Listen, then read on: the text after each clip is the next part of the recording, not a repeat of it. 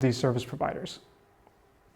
So already now, we've seen something pretty interesting beyond just clustering and being able to put labels on the clusters. So the next question is, sure, you can do these labels for these major service providers. Can you put labels for individuals? In other words, connect little clusters corresponding to individuals to their real-life identities. Well, there's at least a couple of different ways in which that can happen. One is intuitively what I told you right at the beginning. You could simply interact at a coffee shop or with some other merchant so they learn some transaction or some address that corresponds to you, and they might use that to tag your cluster. There are at least a couple of other ways in which this might happen. And one is that there's high centralization in these service providers. So the intuition here is that most users in the course of normal usage of Bitcoin over a period of months or years are going to interact with at least one of those major service providers that were labeled in the previous graph. So if somebody wants to identify a cluster corresponding to a particular user, there's a very high chance that they're going to be able to identify a transaction that ties that cluster with a known labeled cluster, and then they can go to that service provider, and if they have the appropriate authority, subpoena that service provider, or if they're a hacker, try to hack into that service provider, and so on. And so this is one major avenue in which regular users can get de-anonymized because they eventually inevitably interact with one of these major easily identified service providers. Another one is simply carelessness.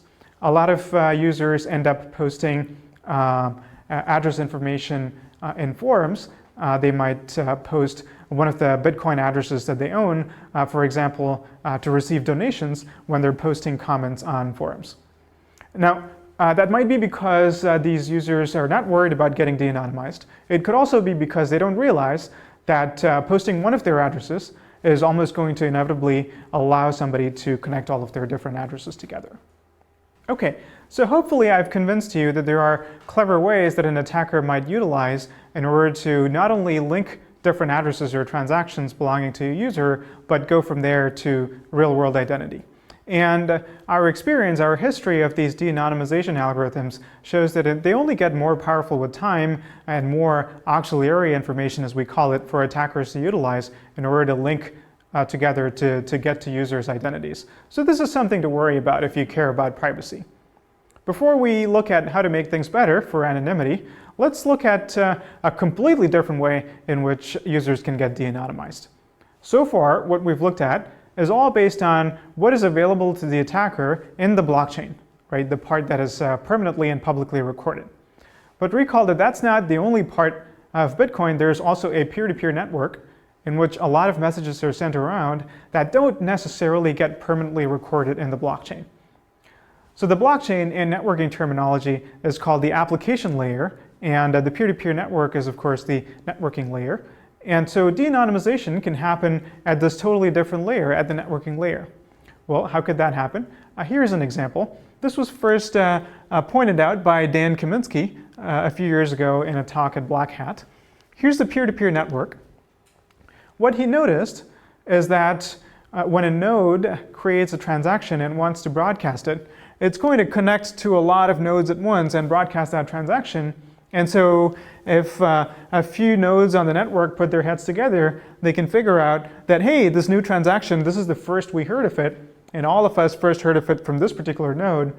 So this must be the node, this must be the IP address corresponding to the user who created this transaction. So here you have a linkage not between a transaction or a cluster and a real-world identity. Instead, you have a linkage between a transaction and IP address. And of course, IP address is something that's very close to a real-world identity. There are a lot of ways to go from there to the next level of finding identity. So this is already a serious problem. Luckily, though, this is not a very hard problem to solve. Why? Because this is now a problem of communications anonymity. And communicating anonymously is a problem that has received a lot of attention from the research community. And as we already saw in the introduction, there is a good system called Tor that you can use for communicating anonymously. Now, there's one little caveat. Tor is intended for what is called low latency activities, such as web browsing. where there's a large volume of flow and you don't want to sit around waiting for too long and you get the response immediately. So it makes some compromises in anonymity in order to achieve low latency. Bitcoin is inherently a high latency system, right? Because it takes a while for transactions to propagate through the network and especially to get confirmed in the blockchain. So we don't have this low latency constraint. So it's possible that we could come up with a more specific, fine-tuned sort of anonymity network for this particular purpose. And there are such things called mixnets. The only problem is that Tor is the system that's most widely deployed and analyzed and robust and functional today. But it's possible that somebody might develop a mixnet solution for anonymizing your Bitcoin communications. And if that happens, that would be something to switch to.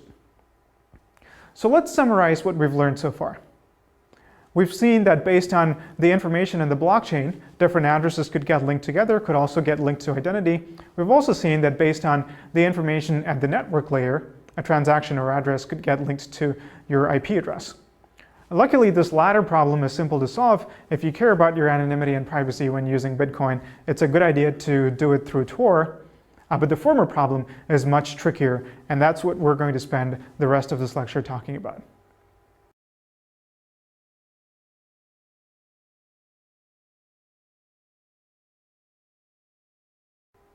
So there are a variety of solutions to inhibit what we've been calling transaction graph anonymization, or transaction graph analysis, pardon me. And the first of them is called mixing. So what is mixing? Well, the intuition behind this is very, very simple. It's the same intuition that comes up in a lot of contexts, which is that if you want anonymity, use an intermediary to route your communications or your funds or whatnot. So let's look at what that might look like visually. Here's an intermediary, and in a second we'll get to who these intermediaries might be. But assume that there is some intermediary, some service, that allows users to put in Bitcoins. But the key property that it gives you is that after these Bitcoins have been put in, it forgets who put them in and treats its entire store of Bitcoins as indistinguishable from each other. And in fact, it might further combine them all into one giant transaction, or it might further mix them or split them and merge them in different ways, whatever. But the key property is that when users later come in to withdraw their Bitcoins, it's not tied to the coin that they put in. They're going to get some other, say, randomly picked deposit that the intermediary received. So when these three users come back, they're going to withdraw these coins in a random order. And so somebody looking at this in the blockchain who doesn't have the records that the intermediary might or might not store, just from the publicly available information in the blockchain, is not going to be able to link the ultimate input addresses to the ultimate output addresses corresponding to the same user. So that's the intuition behind intermediaries. Now, looking at this, does that strike a chord? Have we seen in previous lectures something that offers services that are similar to this, that allows you to deposit Bitcoins and then withdraw them later at a later time? You might recall that this is exactly what online wallets do. There are services where you can just store your Bitcoins online until you need them. And so you might wonder, well, is that the solution to our problems? Do online wallets provide anonymity? Let's think about that. The answer to this is not obvious, but I will start by mentioning that it's taken well-known researchers by surprise. Here was a post on the New York Times Bits blog reporting on a preprint of a paper released by two Israeli researchers saying that there was a link between Dread Pirate Roberts, the pseudonymous creator of Silk Road, which we're going to see more about, and Satoshi Nakamoto. This was, of course, very surprising. But as it turned out, all that had happened was that they had mistook this link that went through an intermediary, and that intermediary just turned out to be Mt. Gox, which you can think of sort of as an online wallet service. And so a few days later, this other post was published at the same venue. See if you can spot the difference. They had to retract their study, and I think they had made a very simple mistake of not accounting for the presence of this intermediary. So it's clear that at least in some sense, online wallets provide some sort of anonymity because at least somebody tried to make a connection between an input and an output address and completely failed at that. So let's try to understand exactly the sense in which online wallets provide anonymity. And I think a good way to do that would be to, in fact, contrast online wallets with the online services that exist specifically for the purpose of acting as these intermediaries for anonymity. And those are going to be dedicated mixing services. We'll talk about mixing services in much more detail, but very briefly, the two things that they promise that you won't get simply by putting your Bitcoins into an online wallet and retrieving that again is that they promise not to keep records. It's not just that as a side effect, they sort of randomly give you Bitcoins that came from some other address, but they specifically say that they won't keep records, and so even if they tried to, they wouldn't know which Bitcoins were the ones you put in, and so with a high probability, you're going to get some other Bitcoins back. And furthermore, even if someone came knocking for their records, or if they got hacked and so on, there would be nothing to find. There would be no records. So that's something that a mixing service promises. And the other thing is that you don't need your real-life identity in order to interact with these services. And this is in contrast to most of these online wallets. Why? Because online wallets are typically reputable and in fact often regulated businesses. And this fact has two consequences. One is that they'll typically require your identity. In banking, there is the know your customer principle, which essentially at a technical level translates to learn the customer's identity and store those records. And in fact, they will keep records if they receive a deposit. They will keep the link between the identity and the Bitcoin address. If they move money around internally, they will probably keep records of all of that. And just because when you withdraw your Bitcoins, they come from a different address, does not mean that the online wallet does not know the link. That link probably does exist in their records and will exist for all eternity. Even if they don't explicitly ask for your identity, think about this. To even interact with an online wallet, you do need a persistent long-term identity. You can't possibly use a different pseudonym every time, because if you did, they'd have no way of associating an account with you, of knowing how many Bitcoins they owed you. Right? So because of that, even if they didn't ask for your identity, at the very least, the online wallet knows the address of every single deposit that you made of the Bitcoins that you put into the system, and more importantly, every single withdrawal that you made. And so when you make a series of withdrawals from an online wallet and proceed to spend those Bitcoins, the wallet service can now connect all of those together in a profile. And of course, it's not just the wallet service. People who care about anonymity are also worried about those records getting hacked, insider attacks, somebody who has a subpoena for getting those records, and so on and so forth. So with respect to the wallet service itself and whoever they might be cooperating with, you have no anonymity in this context. On the other hand, there is something cool about this. If you are willing to trust them with your Bitcoins, then what's going to happen is you're going to keep them in the wallet service for much longer than you typically would with a mixed service. Why? Because you don't trust a mixed service as much. You want to put in your Bitcoins and you want to receive it back immediately from some other address at an address of your choosing. Right? So unlike that, for an online wallet service, you're going to have a bigger anonymity set. Why? Because your anonymity set, from the point of view of someone with no privileged information, from the point of view of someone who's merely looking at the blockchain, your withdrawal could look indistinguishable from every single withdrawal ever made from that service provider. So with respect to the wallet service, you have no anonymity. With respect to everybody else, you have a bigger anonymity set than you possibly would with using a mixing service, or at least with using a single mixing service. So if we look at this, this looks suspiciously similar to the kind of privacy properties that you have with the traditional banking system. There are these centralized intermediaries that know a lot about our transactions. But from the point of view of a stranger with no privileged information, we have a pretty good amount of privacy. So even if this gives you some sort of anonymity, it's almost at best what you get with the traditional system. And so those are not the kind of people who are typically looking for anonymity in Bitcoin anyway. If they were happy with the anonymity properties of the traditional system, they would have probably stayed with that system. And so generally, people who are looking for anonymity properties in Bitcoin simply do not want to accept the trust requirements that these online services, online wallet services require. and they don't want the sort of anonymity properties that it gives you. They don't want to have to trust that service with their anonymity. And in fact, we've seen that there have been a lot of closures of these exchanges and services, and so there's good reason for believing that if you put all your trust in an online service, you might simply lose your money. Okay, so having rejected online wallets as an anonymity solution, let's turn to these dedicated mixing services that I told you a little bit about. Before looking at their details, let's talk about the terminology a little bit. I like to call it a mix. Some people call it a mixer. These are really the same thing. Some people also call them laundries. I don't like this term at all, and the reason for this is that it needlessly attaches moral meaning to something that's a purely technical term. As we've seen earlier, there are very good reasons why you might want to protect your privacy in Bitcoin and use mixes for entirely good reasons for everyday privacy. Of course, we must also acknowledge the bad uses, but it seems a little bit weird to me to use the term laundry that implies that your coins are dirty and you need to clean them, and attaching a negative moral value to the whole thing, and for that reason, I'm not going to use that term in this lecture. We'll go with the technically neutral term, which is mixing.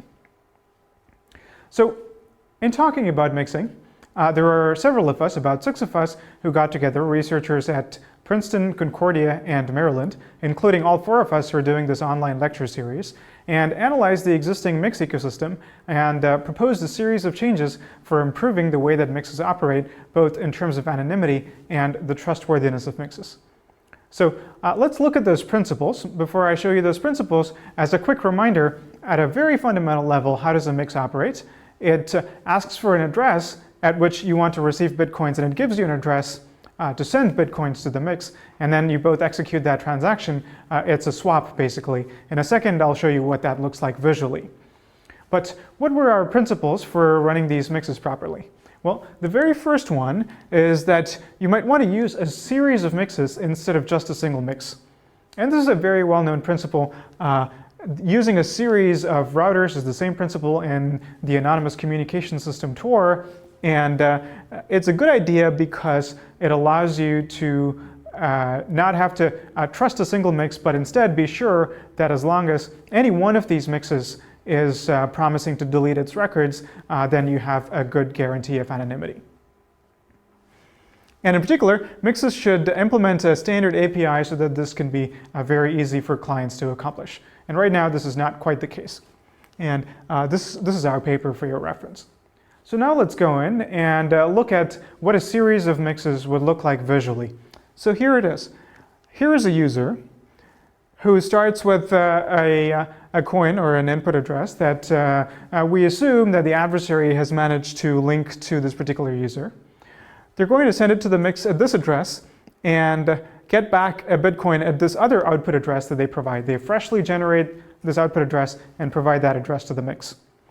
The mix will hopefully return the same amount of Bitcoins at this output address. There's no way for the user to force the mix to do that. The user has to trust the mix. And this is, as we'll see, a recurring problem with the whole notion of mixes. And either immediately or after a time gap, it doesn't matter, the user will take the Bitcoin or Bitcoins of whatever value they've received at this address and send it to a different mix, which is hopefully not cooperating with the first mix, and repeat this process over and over again. So from an adversary's point of view, looking at the public blockchain, they're merely going to see, along with all of these transactions, a variety of other mixed transactions that other users are executing. And hopefully, the adversary will have no way to tell apart which of those transactions correspond to this particular user and which one corresponds to some other users. So that's the first principle. And the second one, if you think about what I've just said, in order to make that possible, you want to make these transactions as uniform as possible so that this linkability is minimized. And what does it mean to make these transactions as uniform as possible? One important consequence is that all of these mixed transactions, not only from a particular mix, but all of the mixes in this mix ecosystem should have the same value. So we think that all mixes out there providing service should agree upon a chunk size, a standard chunk size. And of course, there can be multiple denominations, but there can't be too many, and you can't simply allow the users to put in whatever amount of Bitcoins they wish to. That wouldn't work. So you need this kind of standardization. In addition to this, we found that there are a variety of possible attacks in which a clever adversary might infer various things, not just the amount. Even if you remove the amount, some other properties, including timing, for example, in order to try to link users' input addresses and output addresses together. This type of linking can be avoided, but human users, if they interact with the mix, are not going to be able to take into account all of those possible linking attacks. So instead, what needs to be done is this client-side software must be automated and built into desktop wallet software, so that this desktop wallet software automatically knows how to interact with these mixes in order to preserve the user's anonymity. So that was our third principle. Our fourth principle is a subtle one. Now, these mixes, why do they provide this service? Typically, it's because they're a business. And if they're a business, they want to be paid. How are they going to get paid? Well, it turns out that pretty much the only way for these mixes to get paid is to take a cut of the transaction that the user is sending to the mix. That seems a bit weird because if a mix takes a standard percentage, then an adversary might be able to use that to link the input transaction and the output transaction. So some current mixes try to randomize the transaction fee. They might say, we take a random cut between 1% and 3%. We found that this is not a good idea either, because if you put that through a chain of mixes, then the amount of the value in the chunk is going to dwindle in a predictable way, and this is an important side channel for the adversary. So what is a way to avoid this? We proposed that these mix fees should be all or nothing. In other words, the mix should either swallow the whole chunk with a small probability or should return the whole chunk. So if the mix wants to charge a 0.1% mixing fee, this is, by the way, very different from the transaction fee that mining nodes charge. This is a mixing fee on top of that. So if the mix wants to charge a 0.1% mixing fee, then 1 out of 1,000 times, the mix should swallow the entire chunk. And 999 times out of 1,000, the mix should return the entire chunk without taking any mixing fee. This is a tricky property to accomplish, which means that the mix should generate a random number in a way that can convince the user that the mix is not cheated in generating this random number, and has genuinely flipped a coin which has a 99.9% chance of coming up one way versus the other. But we do show how to do this using cryptography in a way that both parties can be satisfied has worked correctly. We think that really all four of these principles are necessary to have anything approaching mathematical confidence in having a large anonymity set and in our ability to resist clever inferential attacks by an adversary that looks at the blockchain to try to link input to output. The sad news is that virtually none of the current mixes follow these principles. They're in a very different model where each mix operates completely independently and they have a web interface, and the user interacts with them totally manually instead of automatically through their wallet software.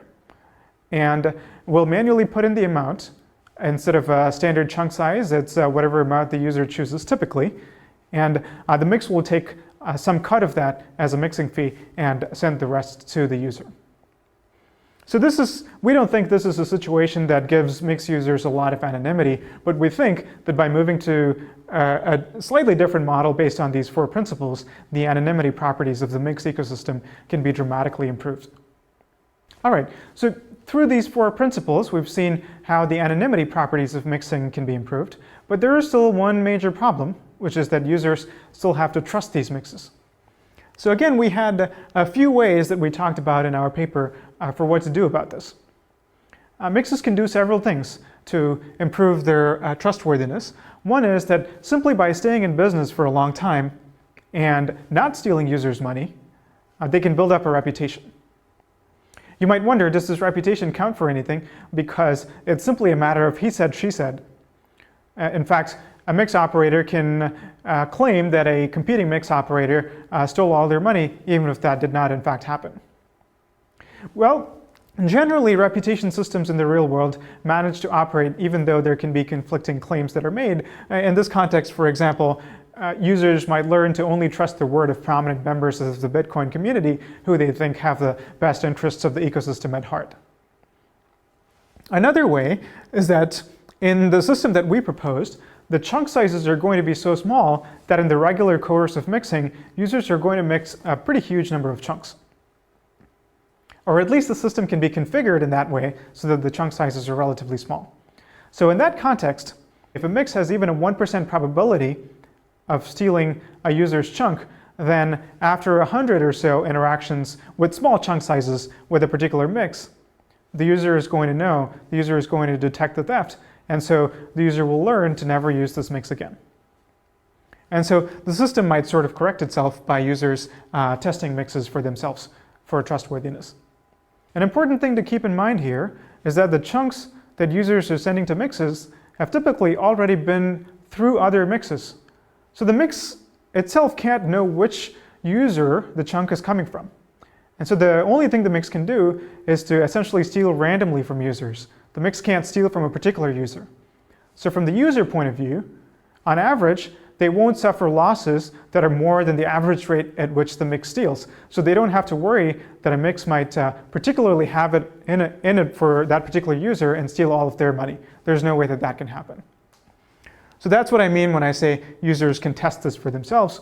And finally, we proposed a cryptographic mechanism where the mix can issue sort of a promissory statement to the user that once it receives a chunk at a particular address, it will send a chunk back at some other address that the user provides.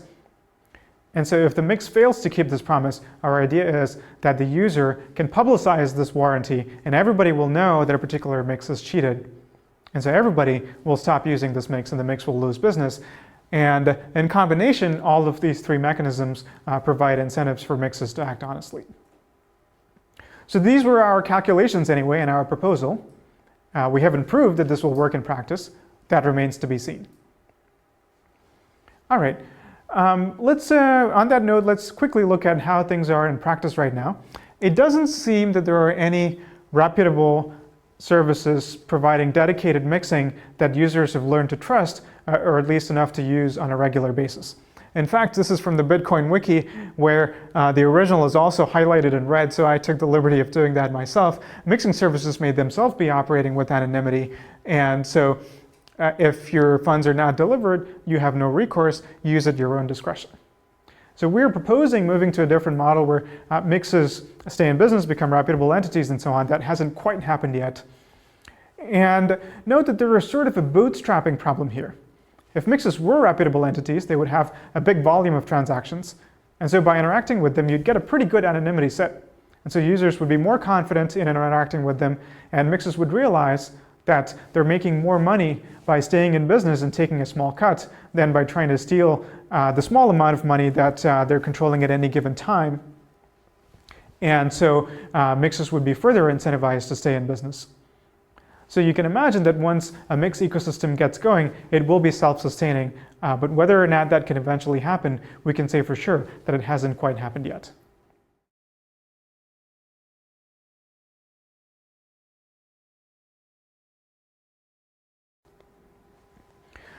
So the fact that this mix ecosystem currently doesn't exist is a big part of the reason why many people have proposed decentralized mixing. And there are a variety of reasons for decentralized mixing, some of which we've talked about, in that there is no bootstrapping problem. So the reason there's no bootstrapping problem is that in decentralized mixing, you don't go through a particular dedicated mix service. Instead, you find a community of peers who all want to do mixing. And somehow, without any central coordination, or at least a central service that collects your funds, you manage to mix with each other. So that avoids the bootstrapping problem, because as long as there is enough interest from Bitcoin users, they can meet with each other and start mixing. How to do that, we'll see in a second. Also, theft is impossible, and this is enforced through technical means because nobody is explicitly sending Bitcoins to another user. Again, we'll see how this is accomplished. It could possibly provide better anonymity, and we'll look into more details on that as well. And finally, I just want to point out that this is just more philosophically aligned with Bitcoin. If you can get rid of having to have a centralized service for some purpose, then there are a lot of users who are Bitcoin users who find that appealing. So how might this work? The main proposal for a decentralized mixing is called a coin join, and this is something that was proposed by Greg Maxwell, who's a core Bitcoin developer, who will meet again in the next lecture, actually. So what he proposed is different users coming together to create a single Bitcoin transaction, and what are the outputs of this transaction we'll see in a second, but somehow create a single Bitcoin transaction that combines all of their inputs, presumably of equal value. Now let's think about this for a second. What is necessary in order for these three users to create a single transaction? Well, one way of thinking about it, we might imagine that in order to produce a signature, somebody has to collect all three private keys. That's not actually how it works though. In Bitcoin, all the signatures corresponding to the different inputs are totally separate. So each input signature is entirely separate. So what it allows the users to easily do is create different inputs that correspond to different users and also different output addresses that correspond to different users and randomize the order between them. So in this situation, maybe the users participating in the protocol might necessarily have to know which input address corresponds to which output address, although we'll see in a second if we can avoid that as well. But certainly someone looking at the blockchain, looking at only this single transaction, even if they realize that this is a coin join transaction, will not be able to find the mapping between the input and the output. It's that simple. That's the essence of coin join. Of course, this is just one round of mixing. On top of this, you have to apply the same principles that we talked about before. So the principles that I discussed, they're not only for centralized mixes, they apply essentially with very few modifications even to the coin join scenario. So you want to do a sequence of coin joins. You want to make sure that these chunk sizes are standardized so that you don't introduce new side channels, etc., etc. Okay, but let's look into this single transaction though. Exactly how would this work? There are a lot of details that are still not clear. So let's look at this in algorithmic form. So if we write it out like this, what needs to happen is that a group of peers who all want to mix somehow need to find each other. That's the first difficulty. And then they have to exchange their input and output addresses with each other. And one of these users, it doesn't matter who, will construct this transaction, not yet a signed transaction, but just the transaction that corresponds to these different inputs going to these different outputs. And then they'll pass it around to collect signatures from each of the peers. Now, if the peer who constructed the transaction were disruptive and, for example, left out one of the peer's outputs, then the whole thing will collapse, because when that particular peer gets the transaction in order to sign it, they will simply refuse to sign, and the process will not be able to go forward.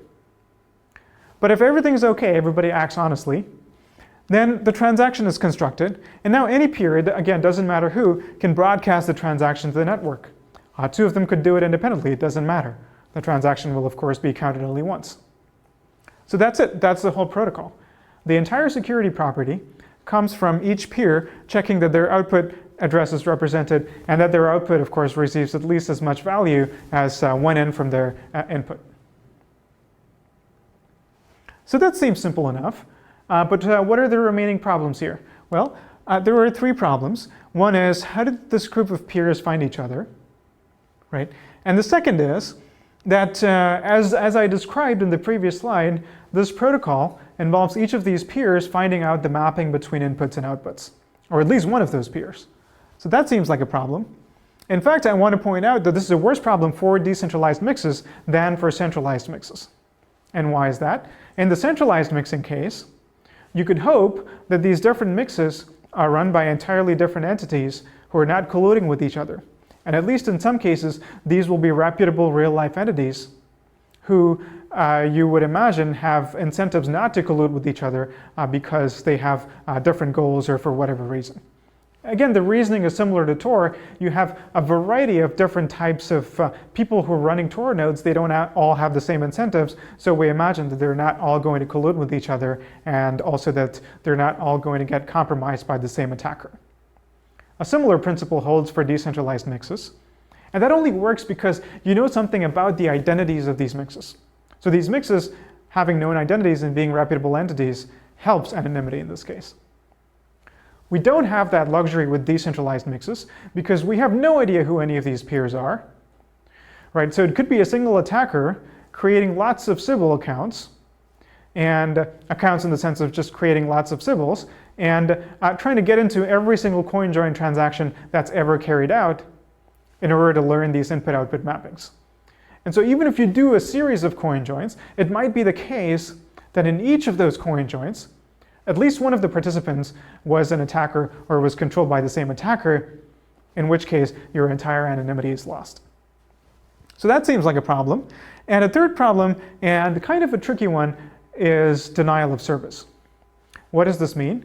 Well, it could happen that after providing the input-output pairs, one of the nodes disappears and refuses to sign the resulting transaction. So the transaction is not able to proceed forward.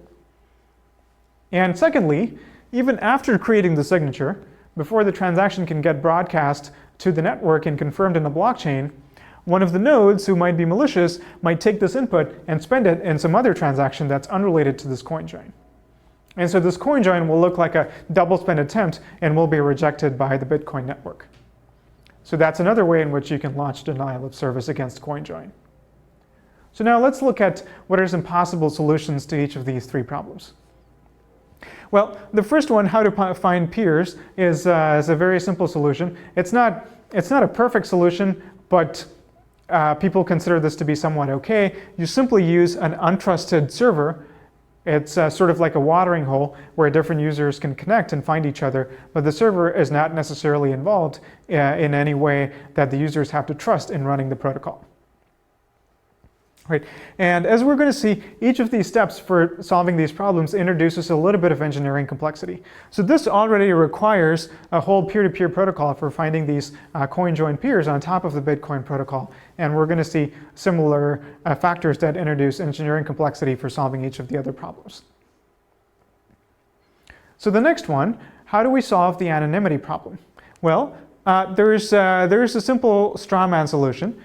You can frame the anonymity problem in this way. You need to communicate the set of inputs to all the peers, and also you need to communicate the set of outputs, but break the linkage between the input and the output. Now this becomes a communications anonymity problem instead of a Bitcoin anonymity problem, right? Because it's simply the matter of communicating these output addresses that needs to be unlinked from communication of the input addresses. So a straw man solution to that, since we already have seen Tor a little bit, is simply this. These peers come together, they exchange input addresses, and they disconnect and then reconnect over Tor after a while, and then exchange the output addresses. So this is pretty simple, but it may not be very robust in practice. A better solution might be to build a special purpose anonymous routing mechanism for these participants to utilize just for this protocol. And there are things called decryption mixnets that allow you to do exactly that, and such solutions have been proposed. So let's move to the third problem, which is a denial of service attack. Let's think about it this way. What's a traditional solution to a denial of service attack?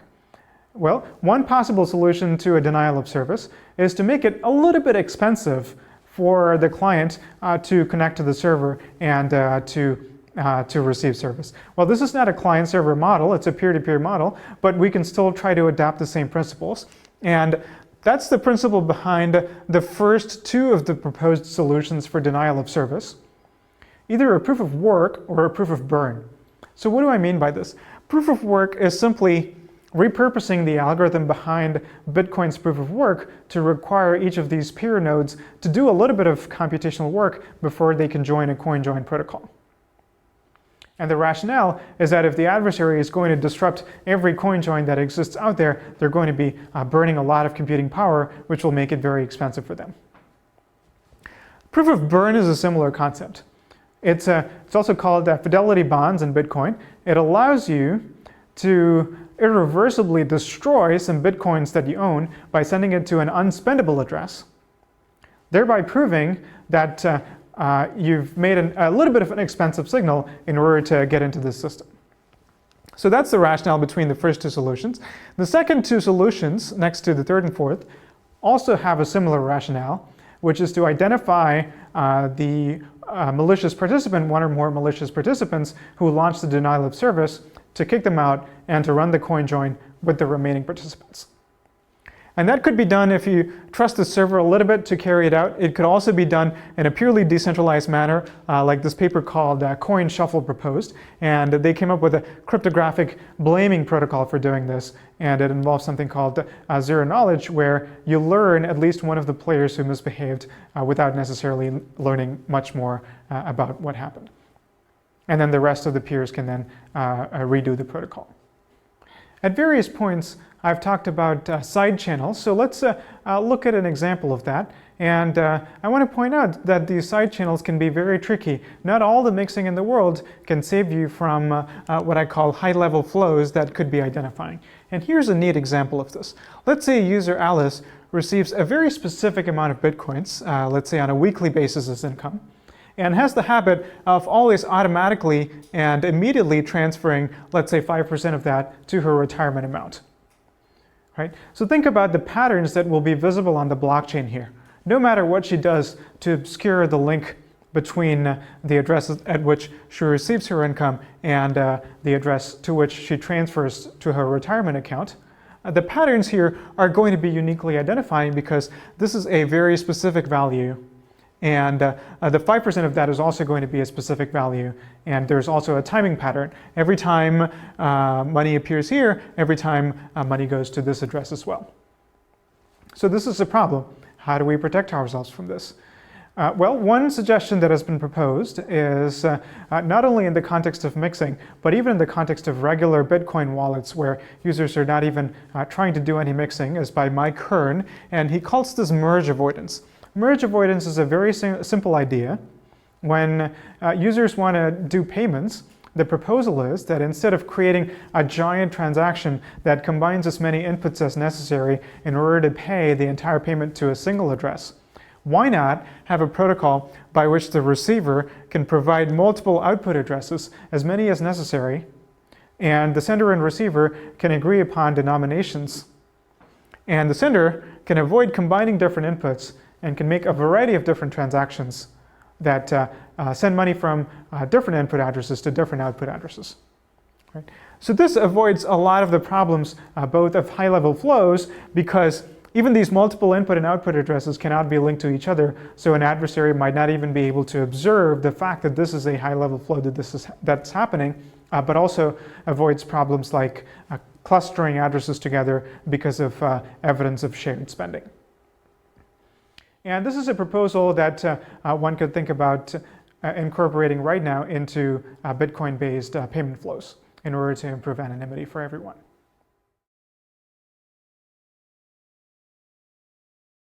Now let's turn to zero coin and zero cash, which are a completely different approach to Bitcoin anonymity. The approach is sort of to bake it in at the protocol level, and these are cryptographic heavyweights. And so zero coin was first developed by cryptographers at Johns Hopkins, and later on they started collaborating with other researchers around the world who had been developing a very efficient cryptographic technique that would enable making some of the cryptographic operations in zero coin more efficient, and that resulted in zero cash. As you'll see, these techniques provide a qualitatively different level of anonymity than mixing solutions that sit on top of Bitcoin. But what's the catch? The problem is that this is not quite backward compatible with Bitcoin. Zero coin and zero cash are going to require altcoins. Technically, it's possible that zero coin can be deployed as what is known as a soft fork of Bitcoin, but the practical difficulties are high enough that this is not really considered feasible. And in fact, the zero coin developers intend to deploy it as an altcoin themselves instead of trying to be compatible with Bitcoin directly. Let's start talking about the details here. Let's review some of the things that I've just said. So zero coin brings protocol level mixing. And being baked into the protocol, what it gives you is a cryptographic guarantee of mixing. What does that mean? You don't need to trust a single mix or even a set of mixes or a set of peers or anybody at all to ensure your anonymity. You just need to rely on the underlying crypto being solid. You don't even need to rely on the miners enforcing this in order to achieve anonymity. It's purely a cryptographic guarantee. So that's really great. That's qualitatively better than what we have so far. And of course, it's not currently compatible with Bitcoin. And here's the paper if you want to look it up. So how does zero coin work? I'm going to introduce a concept called base coin, and I'm taking a few liberties with the presentation here in order to simplify and clarify the concepts. I'm going to do that by mixing some concepts from zero coin and zero cash, but toward the end I'll make very clear what the differences are between the two. So like I said, zero coin is an altcoin, and I'm going to call that altcoin base coin. I'm not calling it zero coin because zero coin is something else. It's an extension of this base coin. It's something that sort of sits on top of this altcoin. And the key property that gives you anonymity is that these base coins can be converted into zero coins and back again. And when you do that, it breaks the link between the original base coin and the new base coin. So think of this as a cryptographic mixing system that's provided by the protocol itself. So how might this work? Another way of looking at a zero coin is that it's a cryptographic proof that you owned a base coin, not anymore, but you owned it, and then you made it unspendable. A zero coin is something that allows you to assert that to, say, any miner who might care. And miners can verify these proofs, and that's what gives you the right to later redeem a new base coin in exchange for the zero coin. And the analogy is a little bit like poker chips. So how could that work, and what properties do these proofs need to have in order to enable this? So one challenge is how to construct these proofs, and the other trick is how do you make sure that each proof can be spent only once, can be used only once to redeem a base coin, because if you don't have that property, then it's going to lead to double spending. So let's see how to do that. It crucially involves a concept called zero-knowledge proofs. What are zero-knowledge proofs? I'm going to tell you at a little bit of an intuitive level, so I'm calling it crypto magic again. But what it is it's a way for somebody to prove a statement without revealing any other information that leads to that statement being true. A couple of examples are going to make this really clear. You might be able to prove a statement like, I know an input that hashes to this particular value. And notice that if the input that you had picked were long and random, you could, if you did a proof in such a way that you don't actually reveal the input, it won't necessarily allow somebody else to infer what that input is. A more complex version of this is you could say, I know an input that hashes to some hash in a following set of several different possible outputs. And the zero knowledge proofs that zero coin is going to use is something that's very similar to the second category here. Okay. Let's dive in a little bit more. So zero coins are minted, they come into existence by minting, and anybody can do this. And zero coins come in standard denominations. Let's assume for the rest of this that zero coins are worth one base coin each. You could also imagine multiple denominations coexisting. How do you make a zero coin? We're going to see that in the next slide. But let me just say for now that minting a zero coin doesn't automatically give it any value. You can't get free money. It only acquires value once you put it onto the blockchain. And so putting it onto the blockchain is going to be about as expensive as the value of that zero coin that you're later going to be able to redeem. So you have some sort of a conservation principle here. Okay. So here's how, specifically in cryptographic terms, we mint a zero coin. It's something called a cryptographic commitment. What a cryptographic commitment is intuitively you can think of it as you're taking a serial number, a random serial number that you generated, and putting it into an envelope. So this intuitive notion of putting it into an envelope, cryptographically, what does that correspond to? What it corresponds to is generating another random secret R, which you're never going to make public, and computing the hash of the coin serial number together with this random secret. Now this is a little bit of a simplification, but it really helps you understand the properties of the system, so let's go with this description. So what just happened here? You generated arbitrarily, just like you generate Bitcoin public keys, a serial number for your zero coin. And if it were long and random, hopefully no one else has ever picked that same serial number before. And you also generated this other random number that you're going to keep secret. And intuitively, generating a commitment to this serial number corresponds to putting it in an envelope and sealing it. And mathematically, it happens by computing the hash of the serial number together with this random value. Okay, once you've generated this commitment, what do you do with that? Well, the next step is to put that commitment onto the blockchain. That's when the zero coin sort of becomes real, and doing this requires, in a sense, burning a base coin and making it unspendable. So in concrete terms, how would that work? You've got the blockchain over here, and one of those transactions might be a mint transaction, and if you zoomed in, it would be a transaction that's signed by Alice, who created this zero coin, who minted this zero coin. And what we saw earlier in the structure of transactions is that over here, you would have the recipient's public key or the recipient's address. Instead of that, here you have this cryptographic commitment. And just like before, just like a transaction having a pointer to a previous transaction, the same structure is carried over for zero coin transactions as well. So what has happened here? We've spent this base coin in order to mint this zero coin. And this commitment, this sealed envelope that we've put into the zero coin, is what is going to allow us to redeem that zero coin later in exchange for a base coin once again. So how does that work? To spend the zero coin later, you will reveal that serial number that you put inside the envelope.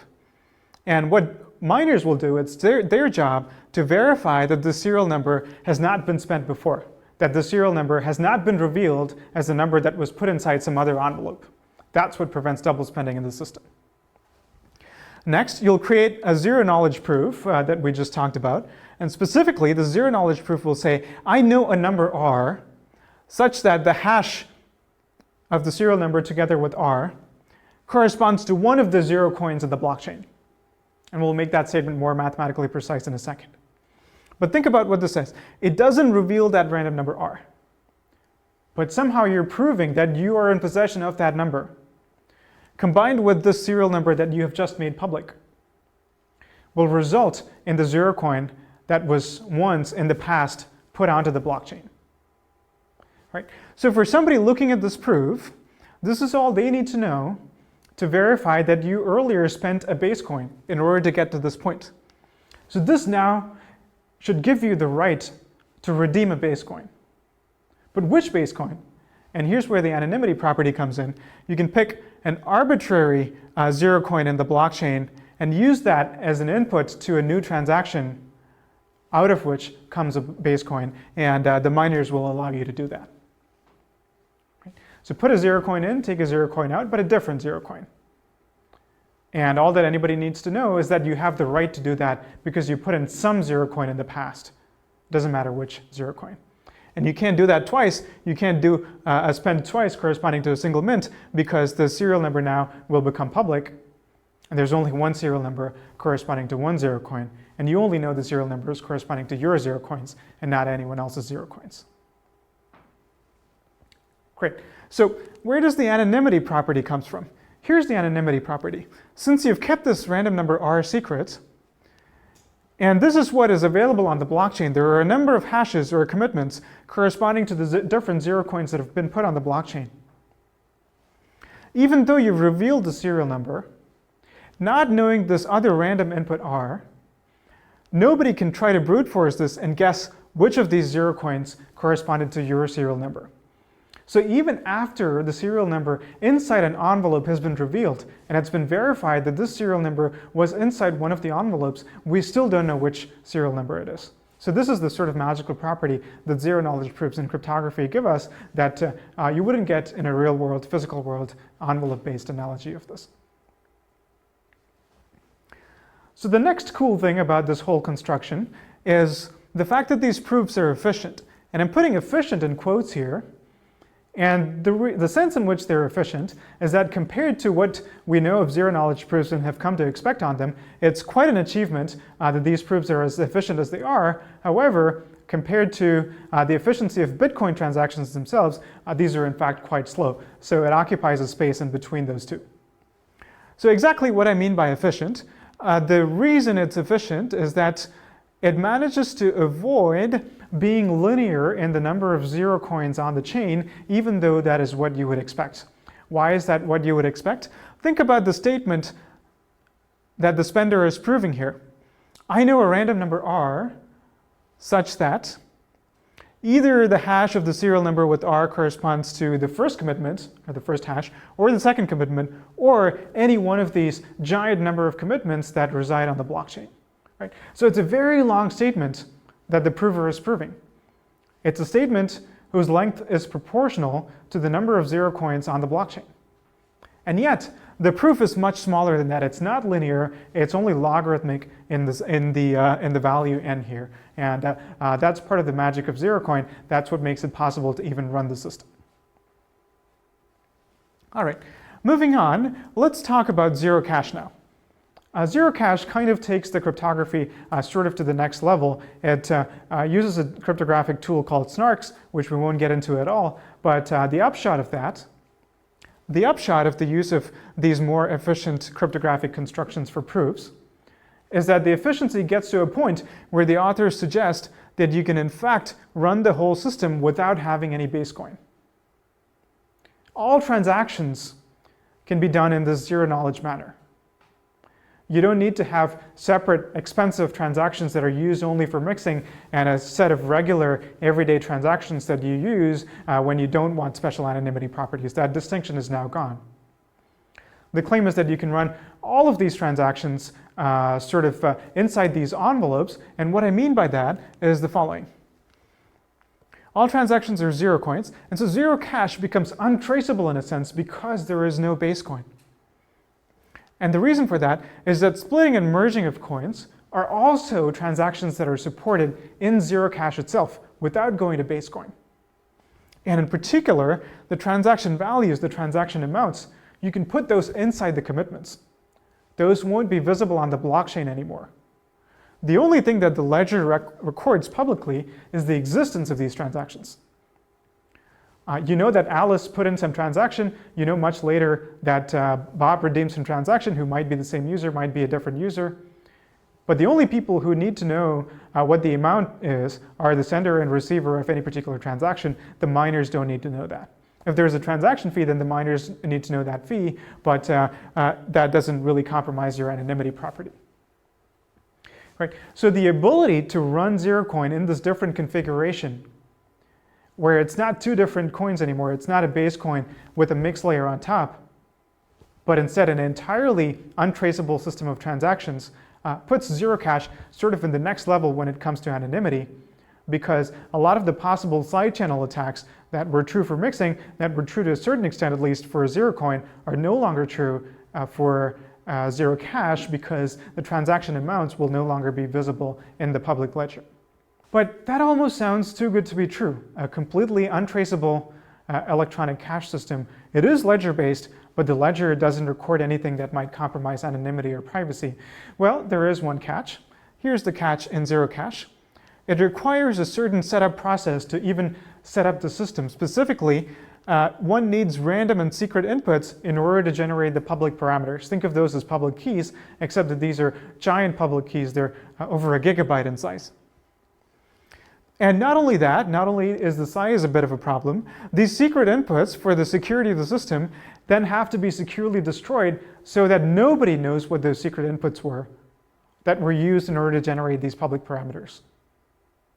That seems like a bit of a problem, and the reason that no one can know them is because if somebody knows them, it doesn't mean that they will be able to compromise anonymity, but they will be able to create new zero coins for themselves, and nobody will be the wiser, which is also an equally bad problem for the currency. So it's kind of an interesting sociological problem here. How could some entity set up the system and then convince everybody that they have securely destroyed the parameters that were, of course, necessary in order to set up the system? So it's not entirely clear how that can be solved. There have been various proposals for it, but at the moment, we don't have a very clear idea of how to go forward on this. So what have we seen so far in all of the different efforts to improve anonymity in Bitcoin? Well, if we put them on a line, as I'll show you in a second, we see that there are 5 clearly different levels of anonymity that we've seen in different proposed solutions. And what are these? So let's look at not only the levels of anonymity that these systems provide, but also the deployability of these systems. Let's start with Bitcoin, which is already here. It's only pseudonymous. It doesn't even aspire to be really anonymous. And we've seen that pretty bad transaction graph analysis are possible. I showed you many beautiful graphs with the clustering of different addresses, and in many cases, how to go from those addresses to identities. So not a lot of anonymity provided by Bitcoin. The next level is simply using a single mix, sort of in a manual way in which people are doing right now with some of these dedicated mix services. And that still allows you transaction graph analysis because, as you might remember from the 4 principles that I gave you, if you don't have this automated system that has uniform chunk sizes and so on, a lot of transaction graph analysis is still possible. In addition, you have to worry that this mix might not be trustworthy, is storing records, and might be sharing them with other people, and again, could get hacked, etc. The third level that we saw is a chain of mixes. And this can be in a centralized model or a decentralized model. It doesn't matter. Both models give you roughly the same level of anonymity. But where really the anonymity improvement comes in for this one compared to a single mix is that you have these standardized chunk sizes, and you have a series of mixes, and you have a variety of other bells and whistles on top of it, like automated clients and so on. And for this, some side channels are still possible, not as bad as before. Transaction graph analysis is no longer that easy. And you still have to worry about an adversary who might collude with multiple mixes, or in the decentralized model, some peers that might be malicious and compromise your anonymity. This is, of course, perfectly backward compatible with Bitcoin, could be deployed and adopted any day. Hasn't quite happened yet in a way that we would consider to be truly anonymous. And then we saw ZeroCoin, which is cryptographic mixing baked into the protocol. Doesn't depend on anybody promising to destroy their records or anything like that. You just need to trust the math. So that's a whole different level of anonymity. In my opinion, it still has some possible side channels, but it's not as bad as the other mixing-based solutions that we saw, where it's not baked into the protocol. And ZeroCoin, of course, as we saw, is an altcoin, so it's not quite Bitcoin compatible in a way that one might hope. And finally, zero cash. The difference between zero cash and ZeroCoin is not so much at a fundamental mathematical level, but because of the fact that you can run zero cash in a configuration where you get rid of the base coin altogether, and the efficiency is not too bad in that configuration. And so what that gives you is untraceability, which is something on top of unlinkability. So that's a new anonymity property. And there really aren't any anonymity attacks that I can think of, at least. But the downside, of course, is that not only is it an altcoin, but it also has this very tricky setup process that we don't necessarily know how to make progress on.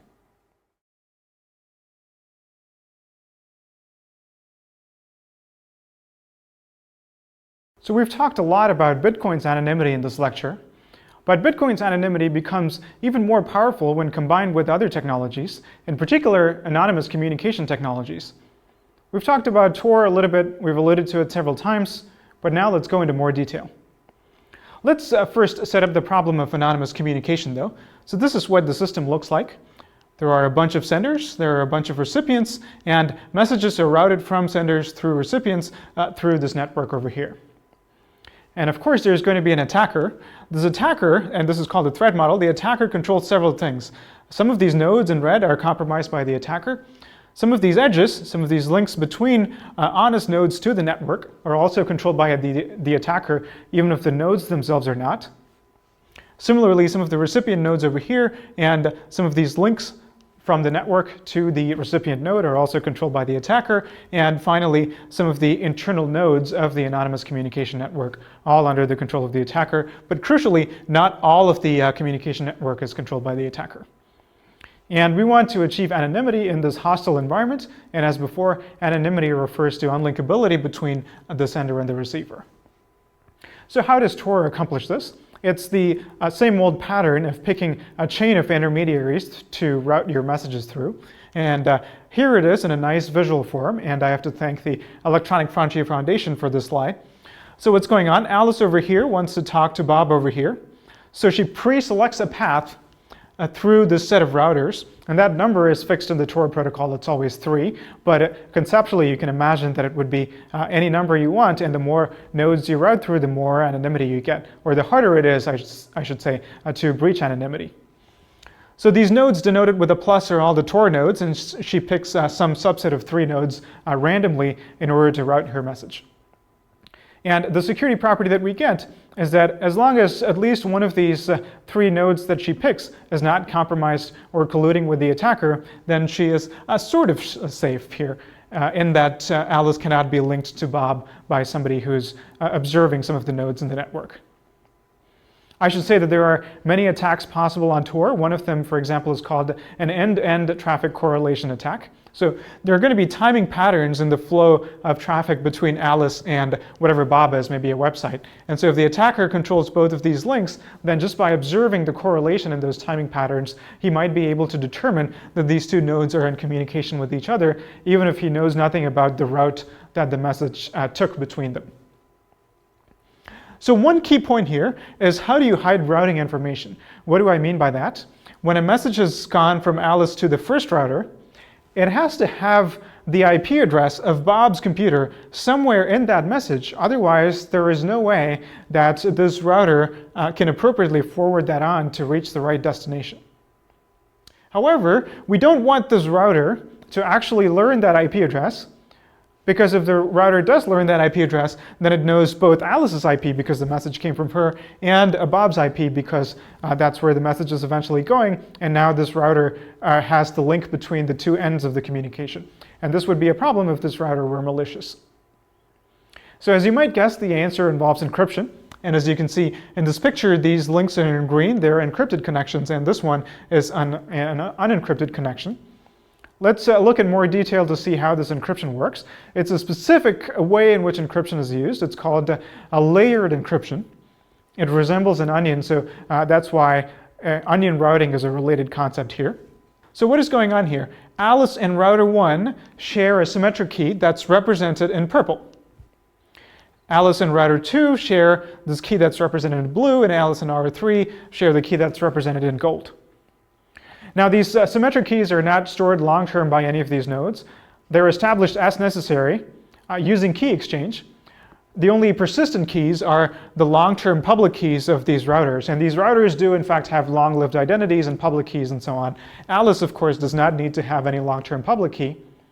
When she picks a path of these routers, she finds their public keys, executes key exchange protocols, and obtains these shared symmetric keys. And what she's going to do is, when she sends the message to R1, it's going to be triply encrypted. The outermost layer of encryption is a symmetric encryption between Alice and R1. And so what this allows R1 to do is peel off that layer of encryption like peeling off an onion. And when router 1 peels off that layer of encryption, inside it's going to find the IP address of router 2 and an encrypted message to send to router 2.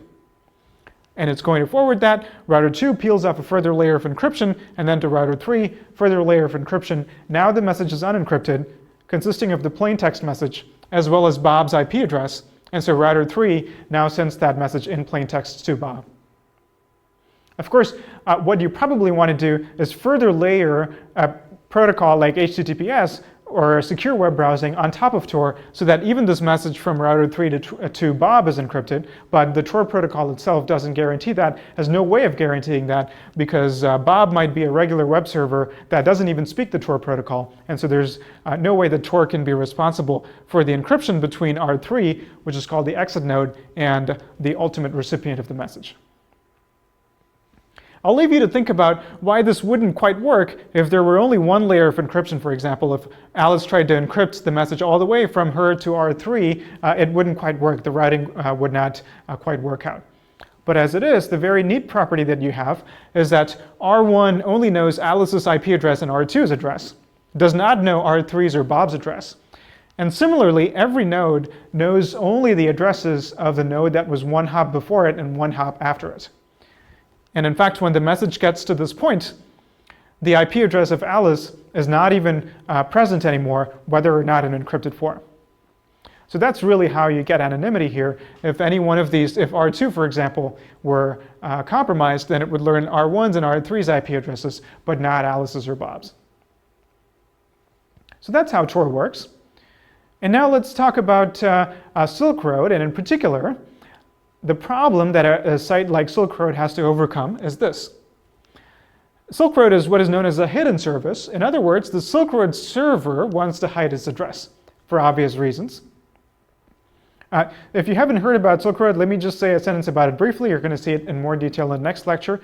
Silk Road was a website that operated for a couple of years. It was an anonymous marketplace. It sold a variety of goods, but the thing that it was most known for is selling drugs. And because of the pervasive anonymity, or at least pseudonymity in the system, the idea was that it was very hard for law enforcement to go after. And the story of what happened next I will leave to the next lecture, but let's look at the technology that made something like Silk Road possible and the implications of that. So here is a simplified algorithm by which a server can keep its identity hidden and yet provide services through Tor. What it does is it connects through what is called a rendezvous point, which is one of the Tor routers, through Tor. And then what it's going to do is it's going to publish the mapping between its name, its domain name, and the address of the rendezvous point through directory services that the Tor system offers. And these domain names are not your regular DNS domain names. That wouldn't work because it's this whole parallel system of routing.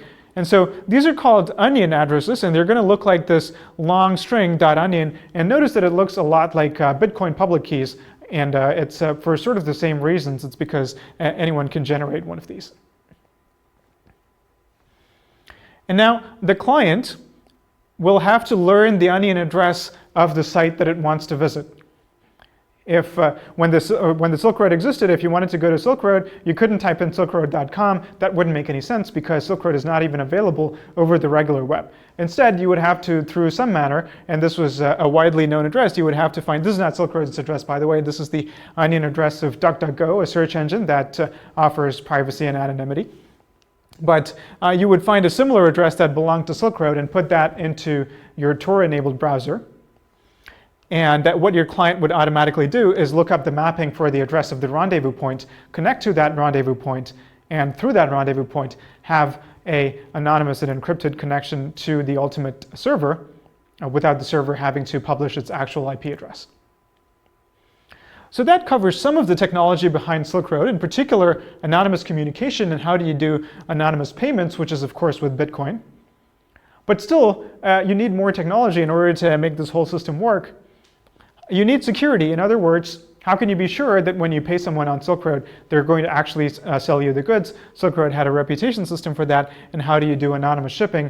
The site pretty much left this to the participants. It advised buyers to provide an anonymous PO box, for example, to ship goods to. So let's take a step back. We've covered a lot of technology in this lecture. Hopefully you've understood that Bitcoin anonymity is a very powerful thing. And it gains in power when combined with other technologies, in particular anonymous communication technologies. And also, anonymity is a deeply morally ambiguous thing.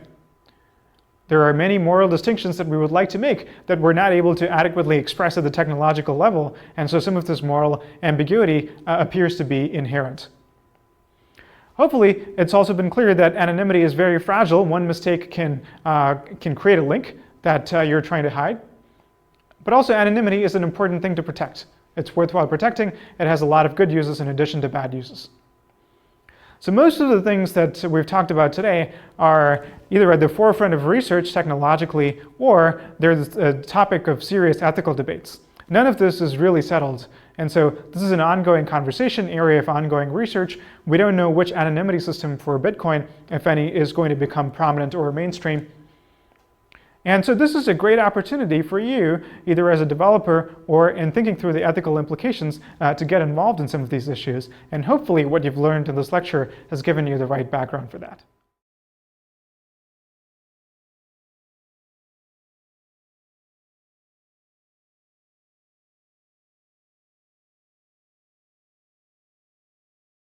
Welcome to Lecture 7.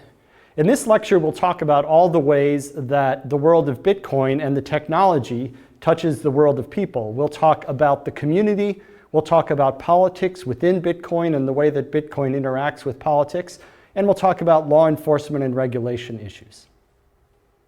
In Lecture 7.1, we'll talk about consensus in Bitcoin, the way that the operation of Bitcoin relies on the formation of consensus among people.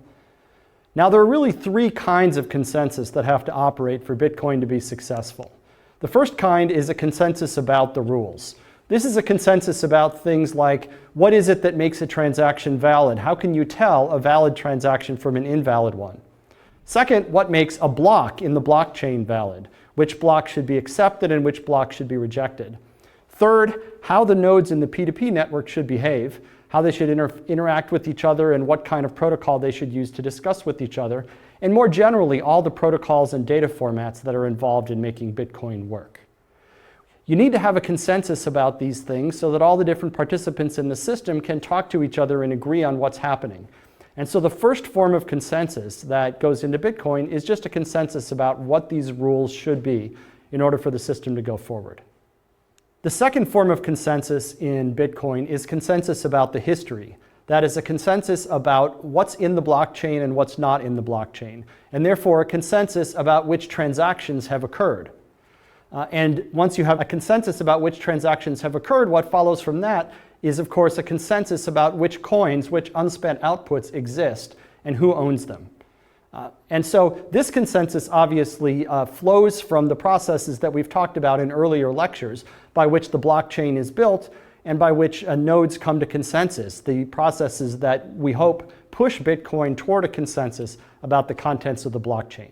So that consensus about what's in the blockchain, and therefore what the history is the second important form of consensus that Bitcoin relies on. The third form of consensus that Bitcoin relies on is just the consensus that coins are valuable. That is, the general agreement that Bitcoins are valuable, that Bitcoins are a good thing to have, and in particular, the consensus that if somebody gives you a Bitcoin today, that tomorrow you'll be able to redeem or trade that for something that is of value. Any currency needs this, whether it's a fiat currency like the dollar or a cryptocurrency like Bitcoin. You need a consensus that the thing has value. That is, you need people to generally accept that it's exchangeable for something of value now and in the future. And so that's the third kind of thing that Bitcoin needs. Now this form of consensus, unlike the others, can be viewed as a little bit circular. In other words, my belief that the Bitcoins I'm receiving today are of value depends on my expectation that tomorrow other people will believe the same thing. So consensus on value relies on believing that consensus on value will continue. And this is sometimes called the Tinkerbell effect by analogy to Peter Pan, where it's said that Tinkerbell exists because you believe in her. The same thing is kind of true here, that the consensus that Bitcoins have value exists because of the consensus that Bitcoins have value. So circular or not, it's a thing that seems to exist, and it's important for Bitcoin to operate. Now, what's important about all three forms of consensus is the way that they're intertwined with each other. And this diagram shows a little bit about what I mean when I say that. First of all, the consensus about the rules and the consensus about history go together. Because it's the rules that determine which kinds of transactions can go into a block and which kinds of blocks can come into existence. If you agree on the rules, that is, which blocks are valid, then it's possible to build a consensus about the blockchain and about history.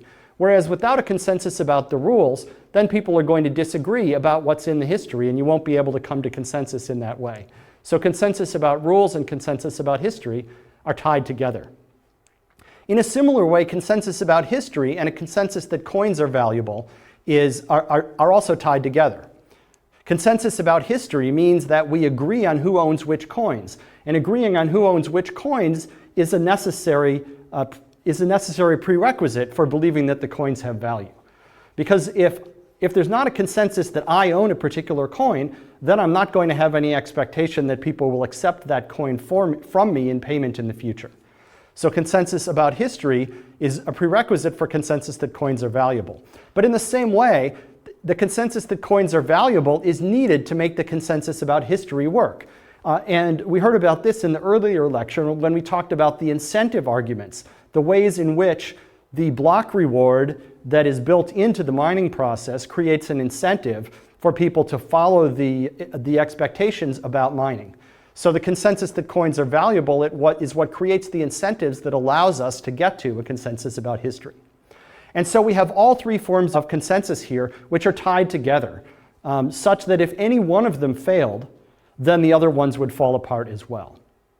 And in a sense, the genius of Bitcoin, the genius in Bitcoin's original design, was in recognizing that it would be very difficult to get any one of these forms of consensus by itself.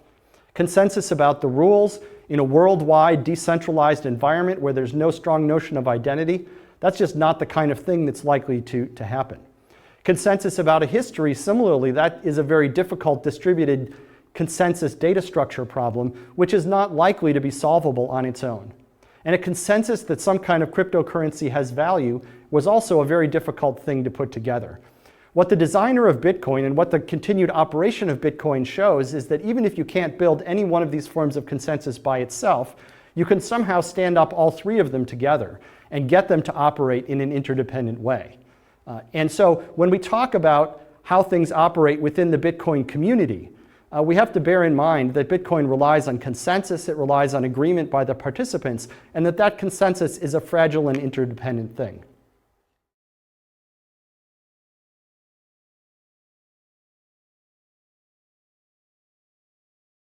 In section 7.2, we'll talk about the Bitcoin core software. This is a piece of open source software which is a focal point for discussion of and debate about Bitcoin's rules. The Bitcoin core software is a body of open source software. It's licensed under the MIT license, which is a very permissive open source license. It allows the software to be used for almost any purpose as long as the source is attributed and the MIT license is not stripped out. The Bitcoin core software comprises the most widely used Bitcoin software. And even those who don't use it tend to look to it to define what the rules are. That is, people who are building alternate Bitcoin software typically try to mimic the rule-defining parts of the Bitcoin core software. That is, they look at the parts that check which transactions are valid, they look at the parts that check which blocks are valid, and they try to behave in the same way as the core software. So this is the focal point for talking about what the rules are. In fact, the Bitcoin core defines the de facto rulebook of Bitcoin. If you want to know what's valid in Bitcoin, if you want to know what the rules are, this is the place to look. This or explanations of it. Another related piece of machinery is Bitcoin improvement protocols, or BIPs. These are formal proposals for a change to Bitcoin. And typically, an improvement proposal will include a technical specification for a proposed change as well as a rationale for it. So if you have an idea about how to improve Bitcoin by making some technical change, you're encouraged to write up one of these documents, you're encouraged to publish it as part of the Bitcoin Improvement Proposal series, and that will then kick off a discussion within the community about what to do. They're published in a numbered series. Each one has a champion, that is sort of an author whose job it is to evangelize in favor of it, to coordinate discussion, and to try to build a consensus within the community in favor of going forward with or implementing a particular proposal. Now, what I've talked about so far are proposals to change the technology. There are also some BIPs that are purely informational, just to tell people about things that they might not otherwise know, or that are process-oriented, that talk about how things should be decided within the Bitcoin community. But nevertheless, if you have an idea about how to improve Bitcoin, typically you would make a Bitcoin improvement proposal, and that would be the process for discussion going forward of proposed rule changes. And so we have a rule book, and we have a process for proposing, specifying, and talking about rule changes. Now, the other group we need to talk about with respect to the Bitcoin core software are the core developers. We have these 6 people, maybe arguably 5. Satoshi Nakamoto, who I'll talk about a little bit later, is not currently active, but the other 5 are currently involved as core developers of the Bitcoin core software. So these are the people who are leading the effort to continue development on the Bitcoin core and who are in charge of which code gets pushed into new versions of the Bitcoin core. So how powerful are these people? Well, on the one hand, they're very powerful in one sense. In another sense, they're not all that powerful at all. On the one hand, you could argue that they're powerful because the rule changes, that is, the changes to the code that get shipped in the Bitcoin core, will be followed by default. These are the people who actually hold the pen that can write things into the de facto rule book of Bitcoin. On the other hand, because it's open source software and anybody can copy it and modify it, anybody can fork the software at any time. And so if the lead developers start behaving in a way that the community doesn't like, strongly rejects, the community can go a different direction. So one way of thinking about this is to say that the lead developers are leading the parade.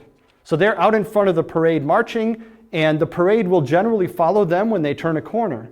But if they try to lead the parade in a direction that's disastrous, well, then the parade members, the marching behind them, might decide to go in a different direction. They can urge people on, and as long as they seem to be behaving reasonably, the group will probably follow them. But they don't have formal power to force people to follow them if they take the system in a technical direction that the community doesn't like. So it's worth, in this respect, thinking about what you as a user of a system can do if you don't like the way the rules are going or the way it's being run, and to compare a centralized currency, like either a fiat currency or a currency that's issued by a central entity, against something like Bitcoin. So in a centralized currency, if you don't like what's going on, you have the right to exit. You can leave the currency, which means that you can stop using it. You can sell any currency you hold or try to sell it, and then you can just stop using it. Just like any business that you do business with, almost any business, you have the ability to just stop dealing with them if you don't like what they're doing. On the other hand, if it's a currency and you've got a lot of business, you've got a lot of assets tied up in it, it might be expensive or difficult to actually exit. But with a centralized currency, that's really your only option. With Bitcoin, because it operates in an open source way, you have the right to fork the rules. That means you and perhaps some of your friends or colleagues can decide that you'd rather live under a different rule set, and you can fork the rules and go a different direction from where the lead developers have gone. The right to fork like this is more empowering for users than the right to exit. You can exit if you want, but you have the right to fork, and that actually gives you more power. And therefore, the community has more power in a system like Bitcoin, which is open source, than it would have with a purely centralized system. So although the lead developers might look like a centralized entity controlling everything, in fact, they don't have the power that a purely centralized manager or software owner would have. Let's look a little bit more at what happens if there's a fork in the rules. And I'm talking here, in a previous lecture, we talked about the distinction between a hard fork and a soft fork. I'm talking about a hard fork here. So what happens is the following. So here we have the blockchain, which is coming along, building up the history. And at some point, there will be a fork in the blockchain if there's a disagreement about the rules. And you get two branches. You get one branch, let's say this one up here, which is valid under rule set A, but invalid under rule set B. And conversely, you'll have another branch down here, which is valid under rule set B and invalid under rule set A. If there's a hard fork as to what the rules should be, then there will be some transactions that are valid on each side and not the other, and this will eventually happen. And once these branches go apart, they can't come back together because this branch is illegal under the B rules, this branch is illegal under the A rules. They're permanently separate. So if the currency that we had over here on the left we can think of as being Bitcoin, the big happy Bitcoin that everyone agreed on, after the fork, it's as if there are two new currencies, which you can think of as being A coin, corresponding to rule set A, and we'll call this one down here B coin, corresponding to rule set B. And it's as if at this moment where there was a fork, everyone who owned one Bitcoin at the moment of the fork will receive one A coin and one B coin at that time. And from that time on, A coins and B coins will operate separately, as if they were separate currencies. And they might operate independently. The A group and the B group might evolve their rules in different ways, and certainly their blockchains will continue to grow in ways that are probably inconsistent across the two coins. So when this happens, we might say that the currency forked, that it's not just the software or the rules that forked or the software implementing the rules that forked, it's the currency itself that forked. And that's an interesting thing that can happen in a system like Bitcoin that couldn't happen in a traditional currency where the option of forking is not available to users. Okay, so what happens if a fork like this goes on? What do people actually do? How do they respond? Well, after a hard fork like this, there are really two cases. The first case is where the fork was really not intended as a disagreement about the rules, but the fork was designed as a way of starting an altcoin, that is, of starting a new kind of cryptocurrency with different rules. And if somebody just wanted to start their own currency and they found it convenient to start with a rule set that was very close to Bitcoin's, they found it convenient maybe even to start with Bitcoin's blockchain and to fork off as I illustrated on the previous slide, then that's not really a problem. The altcoin goes its separate way. The branches coexist peacefully, and some people prefer to use Bitcoin, some prefer to use the altcoin. The interesting case is what happens if the fork actually reflected a fight between two groups about what the future of Bitcoin should be. If that's the case, then the two branches are rivals, and the branches will fight for market share. After the fork, there's an A coin and there's a B coin, and each branch will try to get more merchants to accept it. Each branch will try to get more people to buy it. The branches will fight for market share. The branches will fight to be seen, to be perceived as being the real Bitcoin. Probably each branch claims to be the real Bitcoin, and there's a public relations fight between them, which goes along with the fight for market share. Each one wants to be seen as the real thing, and the other one to be seen as the weird splinter group. Probably, eventually one branch will win and the other one will melt away. These sorts of competitions tend to tip in one direction. Once one of the two gets seen as more legitimate, gets seen as having a bigger market share, gets perceived more broadly as being the real one, the other one becomes kind of a niche currency and eventually will fall away. So this is the likely future if you had a fork that reflected a fight over the future of Bitcoin. And what this amounts to is a kind of rebellion within the Bitcoin community, where a subgroup decides to break off and say, we think we have a better idea about how this should be run, and you have a competition between the new and the old, which eventually one of them probably wins and becomes seen as the de facto new rule set and the de facto new governance structure.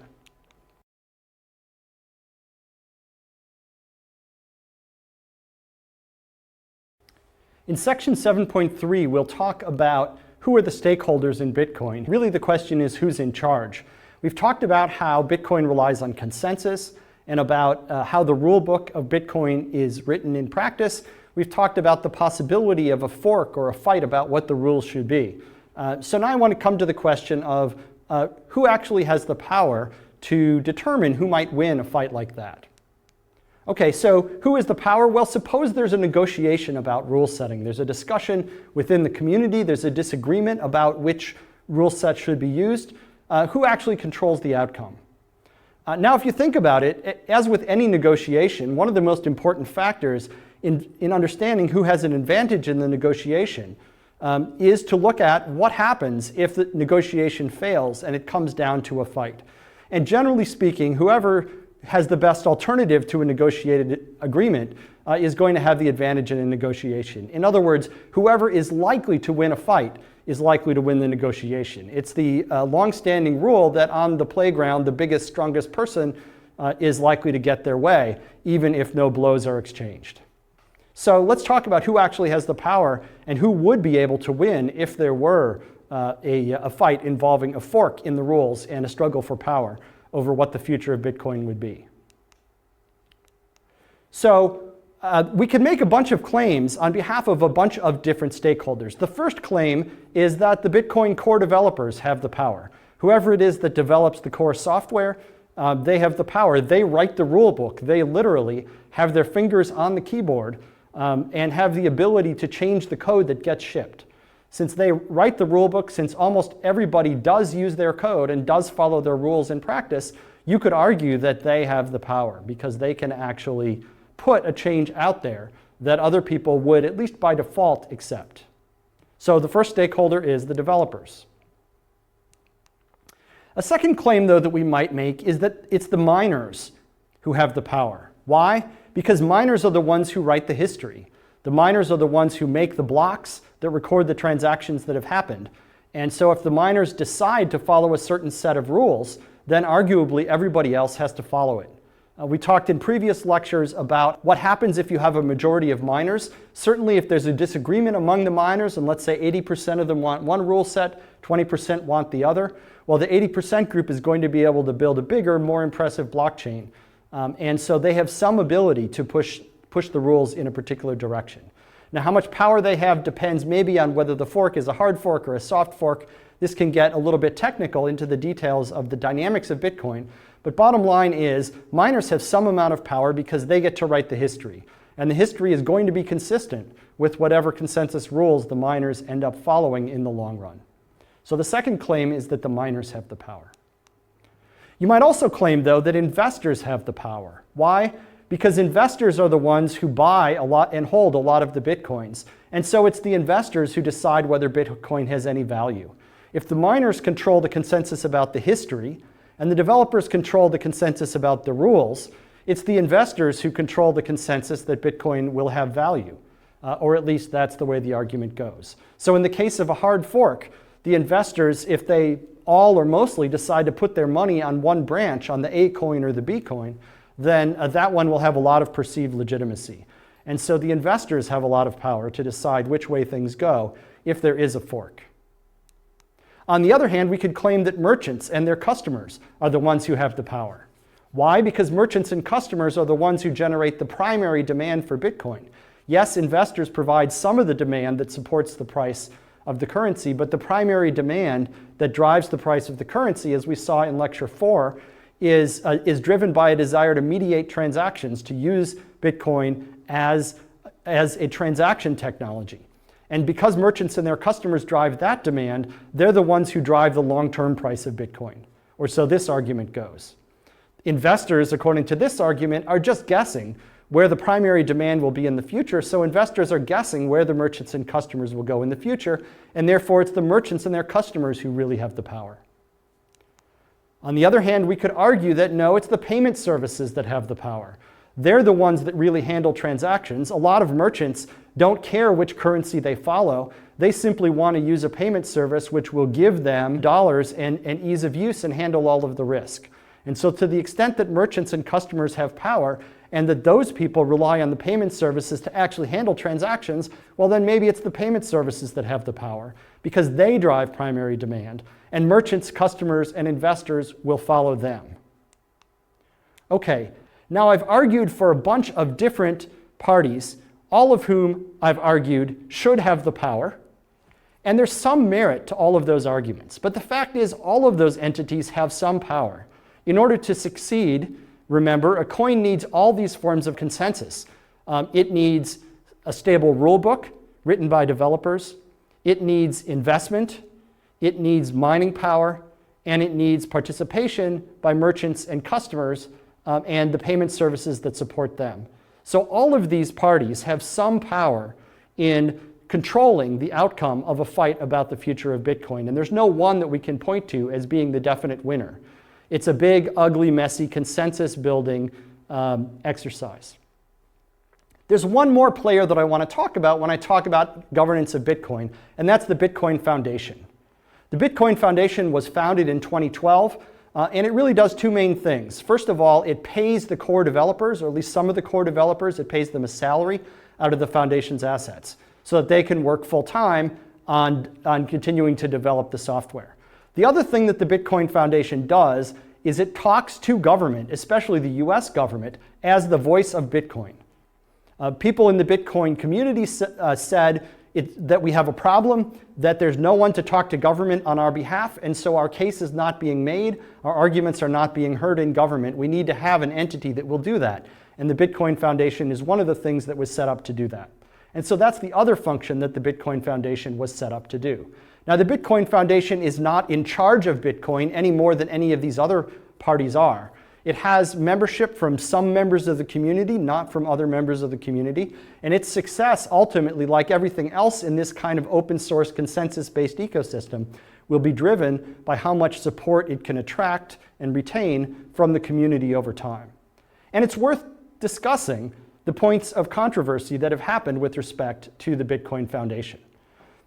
There have been controversies over the membership in the board, where some members of the Bitcoin Foundation board have gotten into trouble.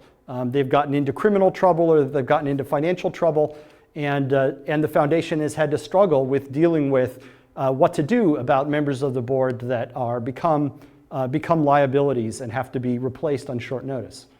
There's been some controversy from those people who believe that Bitcoin should operate outside of and apart from traditional national governments, that Bitcoin shouldn't be in the position of negotiating with the government. Bitcoin should be what it is, be independent of government, and simply operate across borders, not having to explain or justify itself to government at all. People who believe in that point of view don't like the fact that there are people in suits who hand out business cards saying Bitcoin on them and talk to government as the voice of Bitcoin. And finally, there have been controversies over the Bitcoin Foundation and the question of who put these people in charge. There are members of the community who feel that the foundation and the people who set up the foundation aren't really true representatives of the community, and that they are anointing themselves as leaders of something that they have no right to put themselves in charge of. So although the Bitcoin Foundation is prominent, there are still some questions about what its role is going to be in the long run. I think it's fair to conclude that the Bitcoin Foundation, in its dealings with government, has done a fair amount to smooth the road for understanding of and acceptance of Bitcoin, at least within the US government. But still, the foundation continues to be a somewhat controversial organization and one that's going to be the topic of debate going forward. So when we come down to the question of who's really in charge of Bitcoin, who's in control, the answer is, in one way, nobody. That there is no one entity, no one group that's definitively in control. In another sense, the answer is everybody, because it's really the existence of this consensus about how the system will operate, the three interlocking forms of consensus on rules, on history, and on value, that really is what governs Bitcoin. And any group, any rule set, any structure that can retain that consensus will, in a very real sense, be in charge of Bitcoin.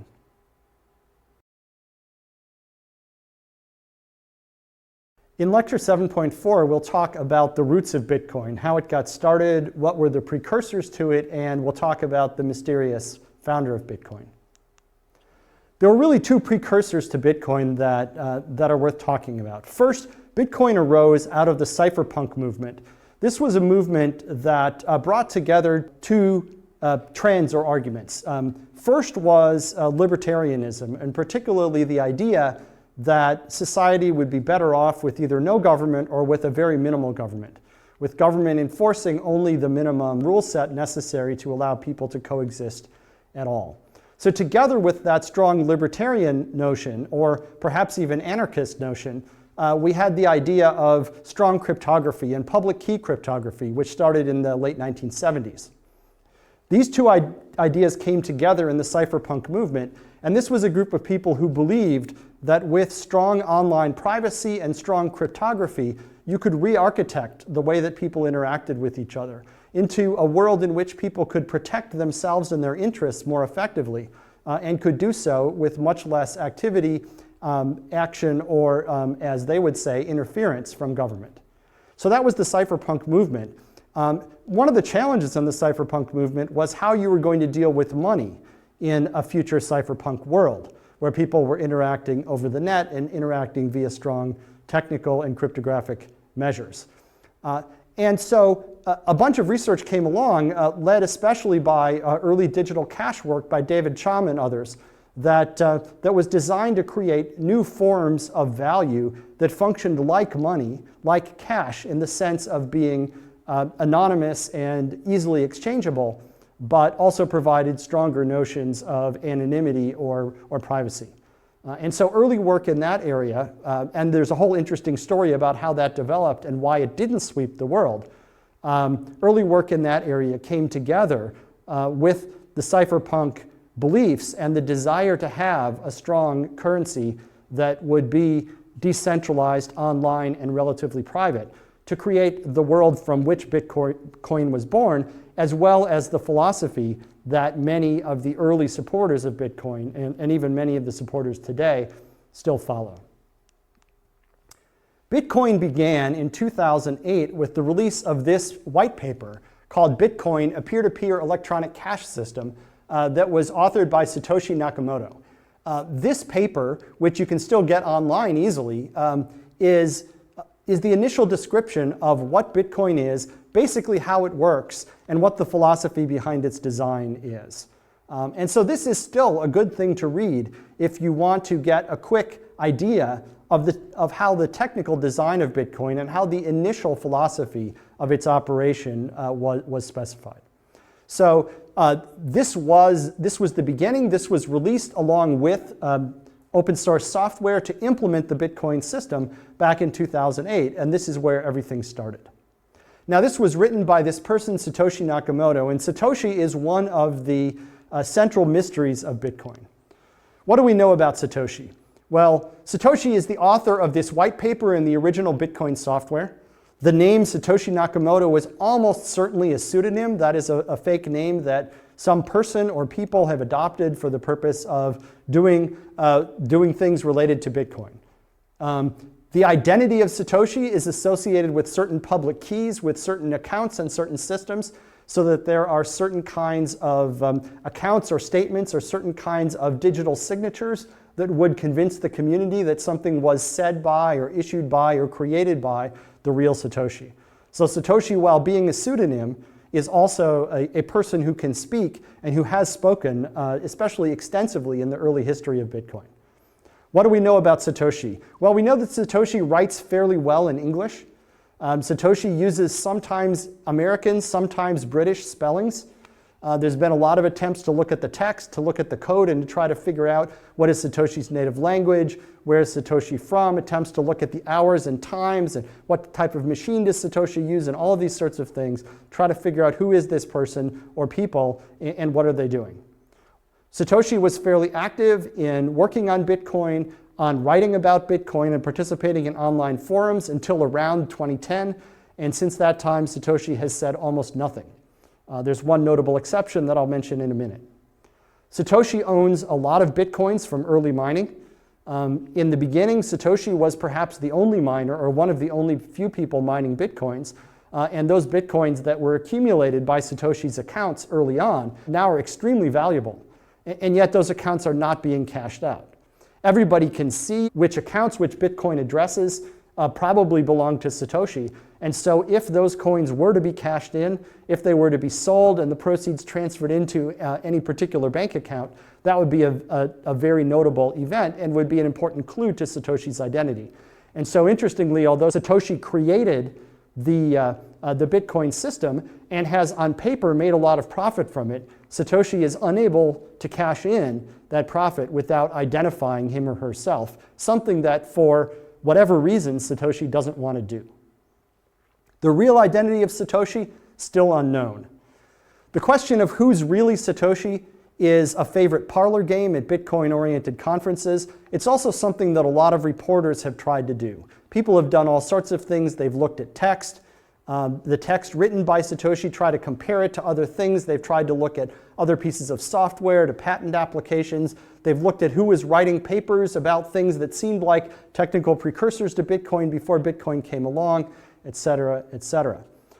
In a well-known incident last year, a reporter from Newsweek found a guy whose birth name was literally Satoshi Nakamoto and fingered him as the founder of Bitcoin, as the Bitcoin Satoshi. That was almost certainly incorrect, as we've since figured out. In fact, one of the few times, if any, that the original real Satoshi, has spoken since 2010 was to issue a short statement saying, nope, I'm not that guy. So as of today, and probably or perhaps forever, we don't really know who Satoshi is. And in some sense, it doesn't matter because of the notable feature of Bitcoin that it is decentralized and with nobody in charge. Satoshi's not in charge. To some extent, it doesn't really matter what Satoshi thinks anymore.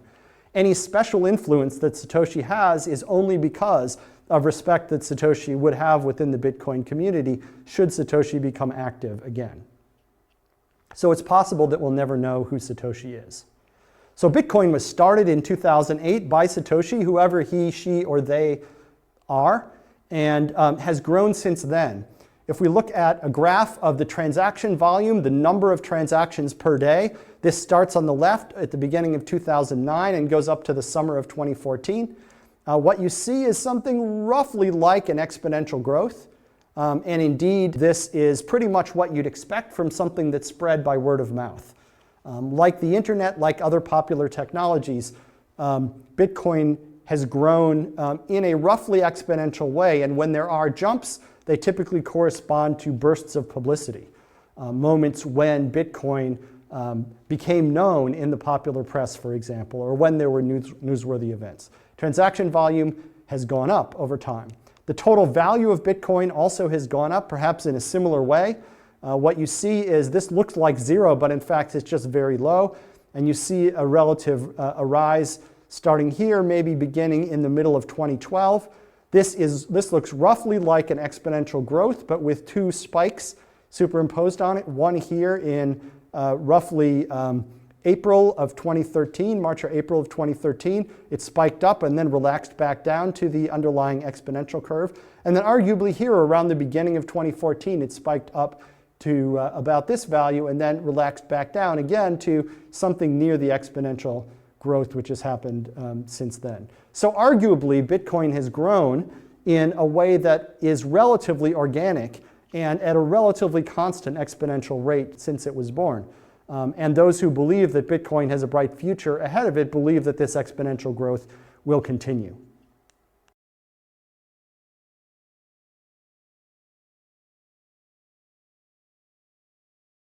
Thus far in Lecture 7, we've talked about the growth of Bitcoin, we've talked about how Bitcoin operates, who's in charge of it.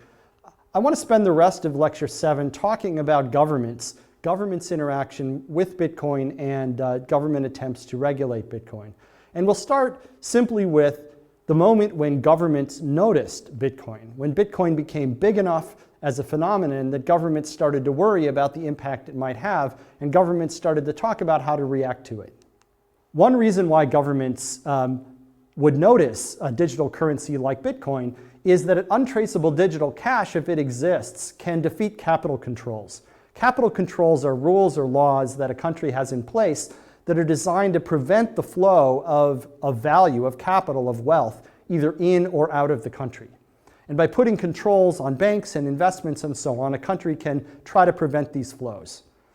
Bitcoin is a very easy way under some circumstances, to defeat capital controls, because someone can simply buy bitcoins with capital inside the country, ship those bitcoins outside the country by electronic means, and then sell those bitcoins for capital or wealth outside the country. By doing that, they could move capital or wealth from inside to outside, and similarly, you could do the same thing to move it from outside to inside. Because wealth in this electronic form can move so easily across borders and can't really be controlled, a government that wants to enforce capital controls in a world with Bitcoin has to try to disconnect the Bitcoin world from the local fiat currency banking system so that it's not possible for someone to turn large amounts of local currency into Bitcoin or large amounts of Bitcoin into local currency. And so we see countries that are trying to beef up or protect their capital controls do that. And a notable example is China. China has engaged in increasingly strong measures to try to disconnect Bitcoins from the Chinese fiat currency banking system. Another reason governments might worry about untraceable digital cash is that it makes certain kinds of crimes easier. In particular, crimes like kidnapping and extortion that involve the payment of a ransom or some kind of a payoff, those crimes become easier when payment can be done at a distance and anonymously.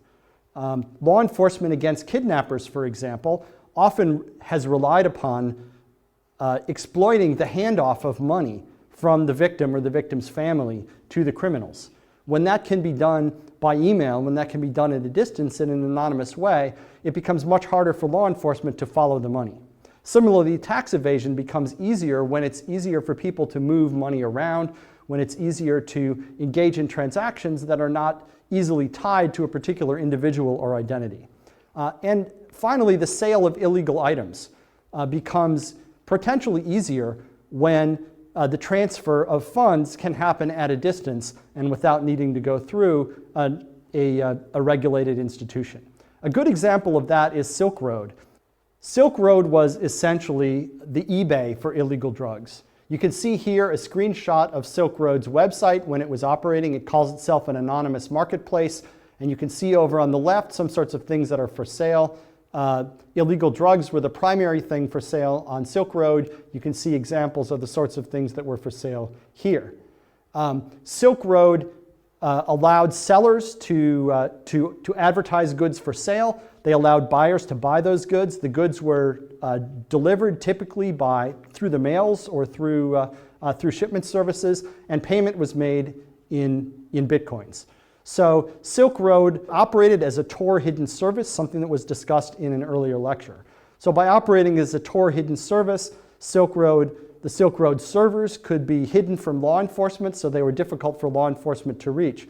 Because Silk Road used Bitcoin for payment, it was also difficult for law enforcement to follow the money and figure out who the people participating in the market were. Silk Road was the largest online market for illegal drugs.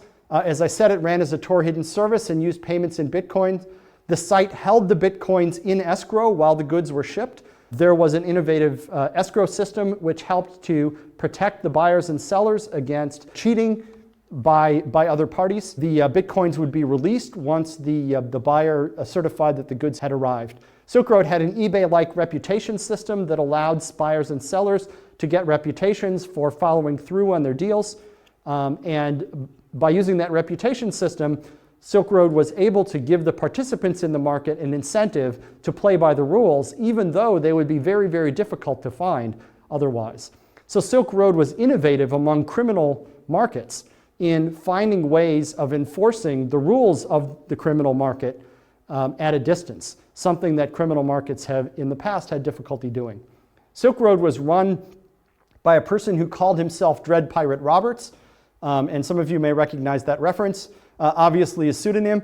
It operated from February 2011 until October 2013.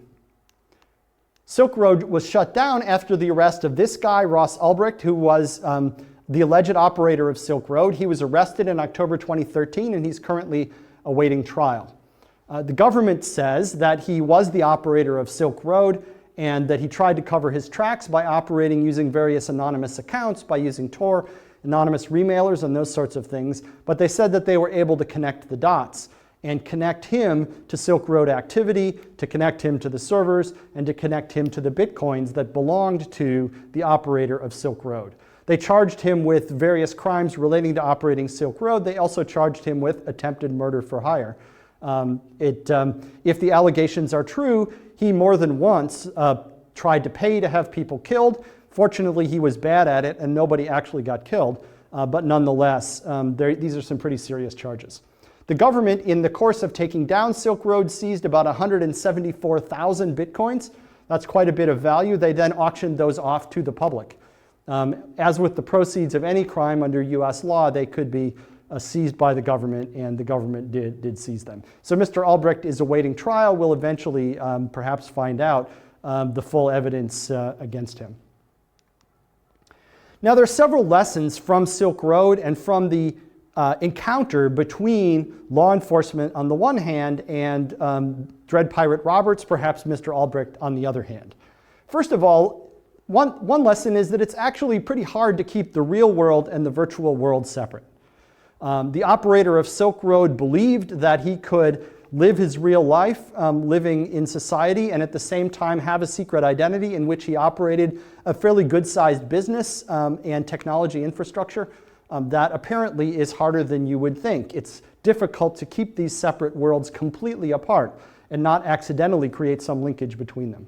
It's hard to stay anonymous for a long time. It's hard to be very active and engage in a course of coordinated conduct in which you're working with other people over time while remaining anonymous. The reason being that although you can operate multiple identities, if there's ever a connection between two of those identities, if you ever slip up and use the name of one while wearing the mask of another, or if you ever slip up and create a link between them, that link can never be destroyed. And over time, the different anonymous or identities or masks that someone is trying to use tend to get connected, and there's a lesson there as well.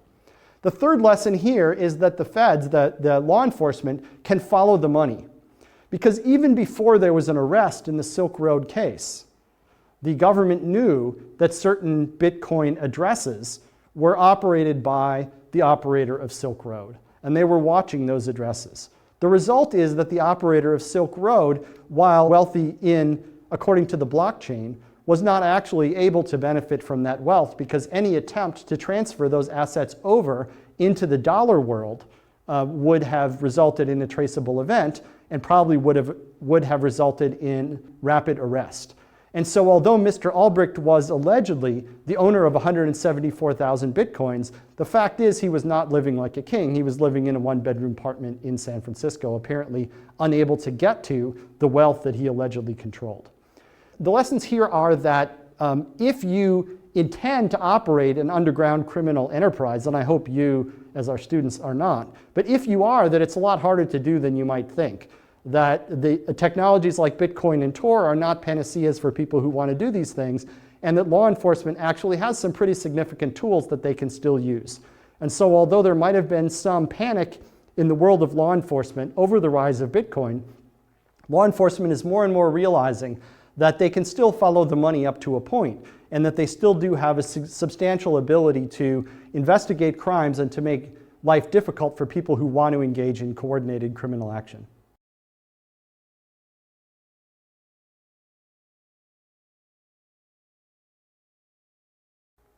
In section 7.6, we'll talk about anti-money laundering. What is money laundering and what are the rules that governments have imposed, especially in the US, that affect some Bitcoin-related businesses. So the goal of anti-money laundering policy is to prevent large flows of money from crossing borders or moving between the underground and legitimate economy without being detected. I talked earlier about capital controls where countries are just trying to prevent money from crossing borders. In some cases, countries are just fine with money crossing borders, but they want to know who's transferring what to whom and where that money came from. Anti-money laundering is aimed at trying to make certain kinds of crime more difficult, especially organized crime. Organized crime groups often find themselves getting a lot of money coming in one place and wanting to ship it to somewhere else, but not wanting to explain where that money came from, hence the desire to get money across borders. Or they find themselves making a lot of money in an underground economy and wanting to get that money into the above ground legitimate economy so that they can spend it on sports cars and big houses or whatever it is that the leaders of the group want to do. Anti-money laundering is designed to make that more difficult, to either try to catch people trying to do those things or else prevent them from doing it in order to detect certain kinds of crimes or make organized crime more difficult. One of the rules that goes with anti-money laundering is something called Know Your Customer, sometimes called KYC. And the details of this can be a little bit complicated, depend on your locale, but the basic idea is this, that Know Your Customer rules require certain kinds of businesses that handle money to, first of all, identify and authenticate who their clients are, to know who these people are, and to get some kind of authentication that they really are who they claim they are, and that those claimed identities correspond to some kind of identity in the real world. So a person just can't just walk in and say, I'm John Smith from 123 Main Street in any town, USA. They have to actually give an identity and have that be checked in order to engage in certain kinds of business. Second, after identifying and authenticating the clients, the business may be required to evaluate how risky it is, what the risk is with respect to a certain client engaging in underground activities. And this will be based on how the client behaves, how long-standing their business relationship is with the company, how well-known they are in the community, and various other kinds of factors. But Know Your Customer rules generally would require some kind of risk analysis with respect to individual clients and would require a company that's covered by KYC to treat clients whose activities seem riskier with more attention. And then finally, third, typically there's a requirement to watch for anomalous behavior, to watch for behavior that seems to be indicative of criminal activity or of money laundering or of other sorts of things, tying that together with the risk evaluation to understand what's the level of risk with respect to a particular customer and what to watch for with respect to a particular customer. KYC will often ask a company to cut off business with a client who looks too dodgy or who's unable to authenticate themselves or their activities sufficiently for the rule. As I said, this gets complicated, but this is the basic outline. There are mandatory reporting requirements in the United States that are worth talking about. For example, companies in a broad range of sectors have to report currency transactions that are over $10,000. They have to file something called the currency transaction report to say what is the transaction, who is the other party to the transaction, and there's some requirement to authenticate who they are. This has to be reported to the government, and that goes into databases and then might be analyzed to look for patterns of behavior that are indicative of money laundering. Companies are also required to watch for clients who are engaged in what's called structuring, that is, in structuring transactions to avoid reporting. For example, if someone engages in a series of transactions that are $9,000 in value as a way to get around the $10,000 transaction reporting rule, that amounts to structuring. It looks like an attempt to evade the reporting requirements, and a company that sees structuring is required to report it, and they're required to watch for it. And so that requires filing of a suspicious activity report, again, filing that with the US government, and that again goes into a database, might lead to investigation of the client. The requirements here differ by country. I am by no means trying to give you legal advice about whether you need this or what you have to do. I just want to give an idea of what kind of requirements are imposed by anti-money laundering rules. But I do want everyone to note that government, the US government and other governments, take anti-money laundering rules very, very seriously. This is not the kind of rule you can just blow off and deal with it if you get a complaint from the government later.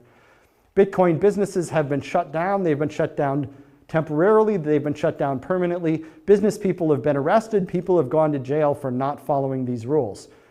This is one of those areas where government will enforce the law vigorously, and where if you're interested in going into any kind of a business that is handling certainly large transactions or for sure currency or fiat currency value in quantity, you had better be talking to a lawyer who understands these rules. This is an area in which government absolutely does regulate Bitcoin, and has ever since they noticed that Bitcoin was large enough to pose a risk of money laundering.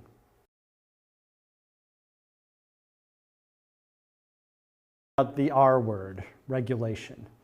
Now, regulation often gets a bad name, and it especially has a bad name among the kind of people who tend to like Bitcoin.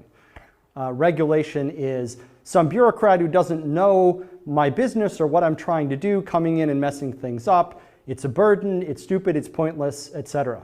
Now, those arguments often are correct, but I want to talk in a little more detail in this section about reasons why regulation might sometimes be justified. The argument against regulation is pretty common, it's pretty well understood. I'm not going to repeat it here. And so you'll hear me talking mostly about reasons why regulation might be a good idea, because that argument is not as well understood, and I want to lay it out here a little bit. But just to be clear, the fact that I'm spending most of this section talking about why regulation might be good shouldn't be read as an endorsement of widespread regulation, or as a feeling that regulation is the greatest thing ever. It's simply that I want to bring a little bit more balance to the discussion in a community where regulation is often considered as always bad or just stupid by nature. All right, so the bottom line argument in favor of regulation is just this, that when markets fail and produce outcomes that are bad, and often agreed to be bad by pretty much everyone in the market, then regulation can step in and try to address the failure. So the argument for regulation, when there is an argument, starts with the idea that markets don't always give you the result that you'd like. So let me give you an example of a way in which the market can fail, and this is a classic example called the lemons market, which originated in a discussion about used cars.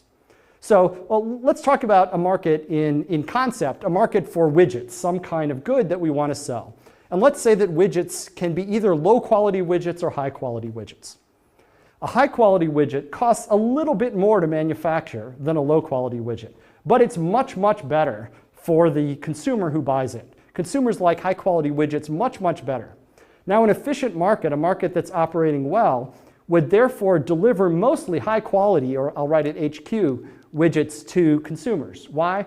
Because the price of the high quality widget will be just a little bit higher, but the widget will be so much better that almost everyone will buy the high quality widgets. And so this is what you would hope that a market would provide, and under certain assumptions a market will provide that. But let's suppose that customers for some reason can't tell a high quality widget apart from a low quality widget. What if they really can't tell which widgets are good and which widgets are not. Think of a used car from the classic example. You're looking at a used car sitting on the lot. Well, gee, it looks pretty good, but you can't really tell if it's going to break down tomorrow or if it's going to run for a long time. The dealer probably knows if it's a lemon, but you as the customer can't tell the difference. So you can't tell high quality from low quality. So if you think about what happens, where incentives drive people in this kind of lemons market, you can see that as a consumer, you're not willing to pay extra for a high quality widget. Why? Because you can't tell the difference. And so if the used car dealer says, sure, this one is perfect, it's not a lemon at all, go ahead and buy it. It's only an extra $100. Well, it might be that you'd happily pay $100 for a higher quality car, but you don't really know whether that car, whether that widget really is high quality. So if you really can't tell which widgets are high quality versus low quality, then you're not willing to pay extra for the high quality one. And if consumers are not willing to pay extra for a high quality one, then producers can't make any extra money by selling a high quality widget. In fact, they lose money by selling a high quality widget because they don't get any price premium. They'd be better off buying the slightly cheaper low quality widget and selling it. And so the result is if consumers really can't tell which widgets are high quality and which are low quality, the market gets stuck in an equilibrium where only low quality widgets are produced and consumers are relatively unhappy with them. Now this outcome is worse for everybody than a properly functioning market would be. It's worse for buyers because they have to make do with low quality widgets when in a more efficient market they could have bought a widget that was much, much better for only a little bit higher price. It's also worse for producers because the widgets that are on the market are all lousy, consumers don't buy very many widgets. The widget market is relatively small, and so there's less money to be made selling widgets than there would be in a healthy market. And so both consumers and producers are worse off in a world where consumers can't tell the difference between high quality and low quality widgets. That's a market failure. It's called an asymmetric information failure, and the result is a market that's sometimes called the lemons market. Okay, so how can we fix this? Well, there are some market-based approaches that try to fix a lemons market. The first market-based approach relies on the seller's reputation. The idea is that if a seller tells the truth to consumers about which widgets are high quality and which are low quality, then the seller might get a reputation for telling the truth, and once they have that reputation, then maybe they can sell high quality widgets for a higher price because consumers will believe them, and therefore the market can operate more efficiently. The problem with this is, yes, this sometimes works, but sometimes it doesn't, depending on the precise assumptions you make about the market. But if you think about it, this is not going to work as well as a market where consumers can really tell the difference. Because for one thing, it takes a while for a producer to build up a good reputation. In order to build up a good reputation, they have to sell high quality widgets at low prices for a while until consumers learn that that seller is telling the truth. And that makes it harder for an honest seller to get into the market. The other problem that can occur is that that seller, even if they've been honest up to now, if for one reason or another their sales are shrinking or they think they want to get out of the market, their incentive is to massively cheat people all at once and then leave the market, rather than continuing to be honest and then leave the market. And so in the beginning of a seller's presence in the market and at the end of a seller's presence in the market, reputation tends not to work.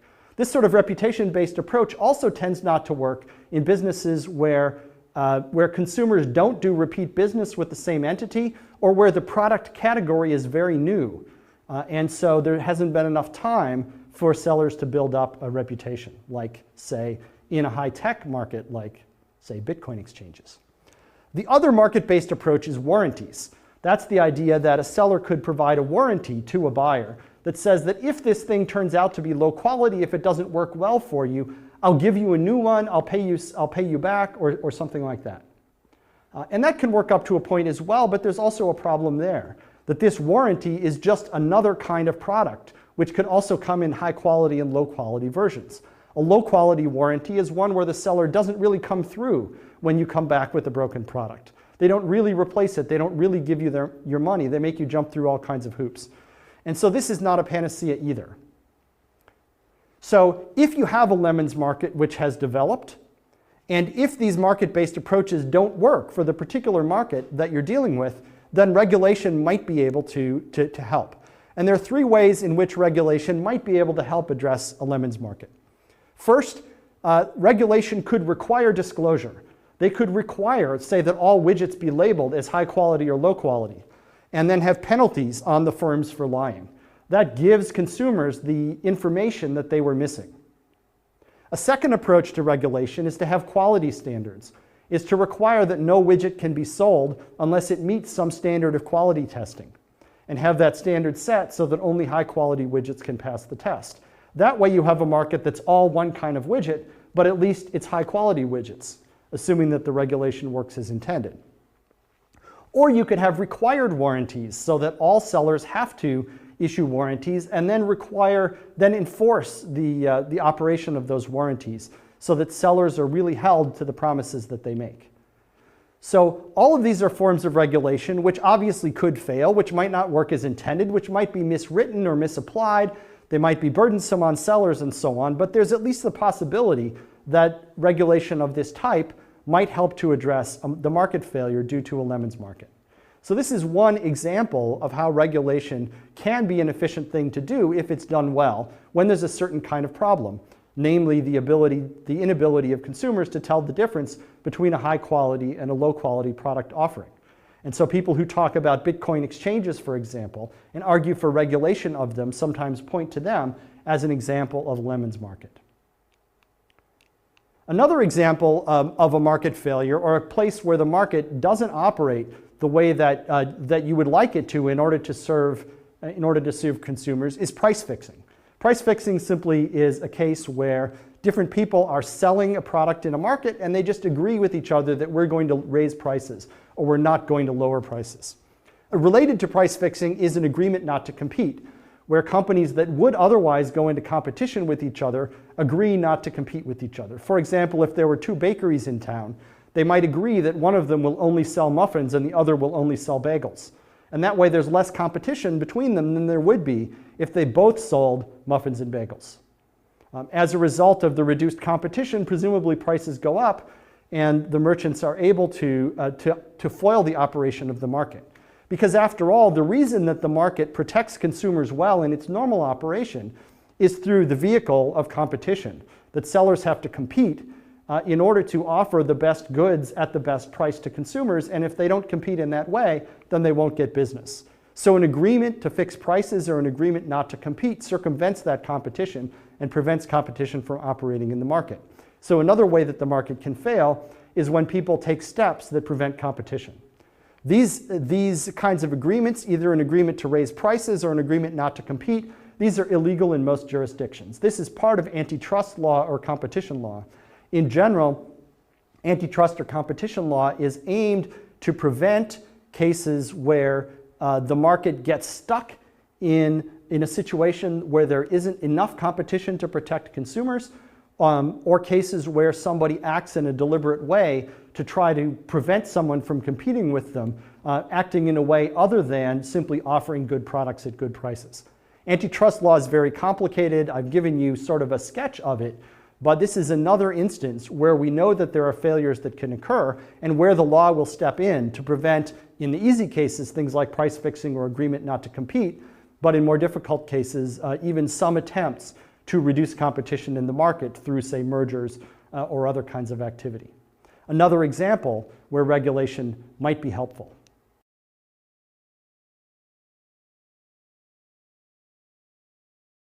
7.8, I want to talk about New York State's bit license proposal. I've talked so far about regulation in general. I've talked about a few forms of regulation. I've talked in general about why regulation might be justified in some cases, why it might make good economic sense.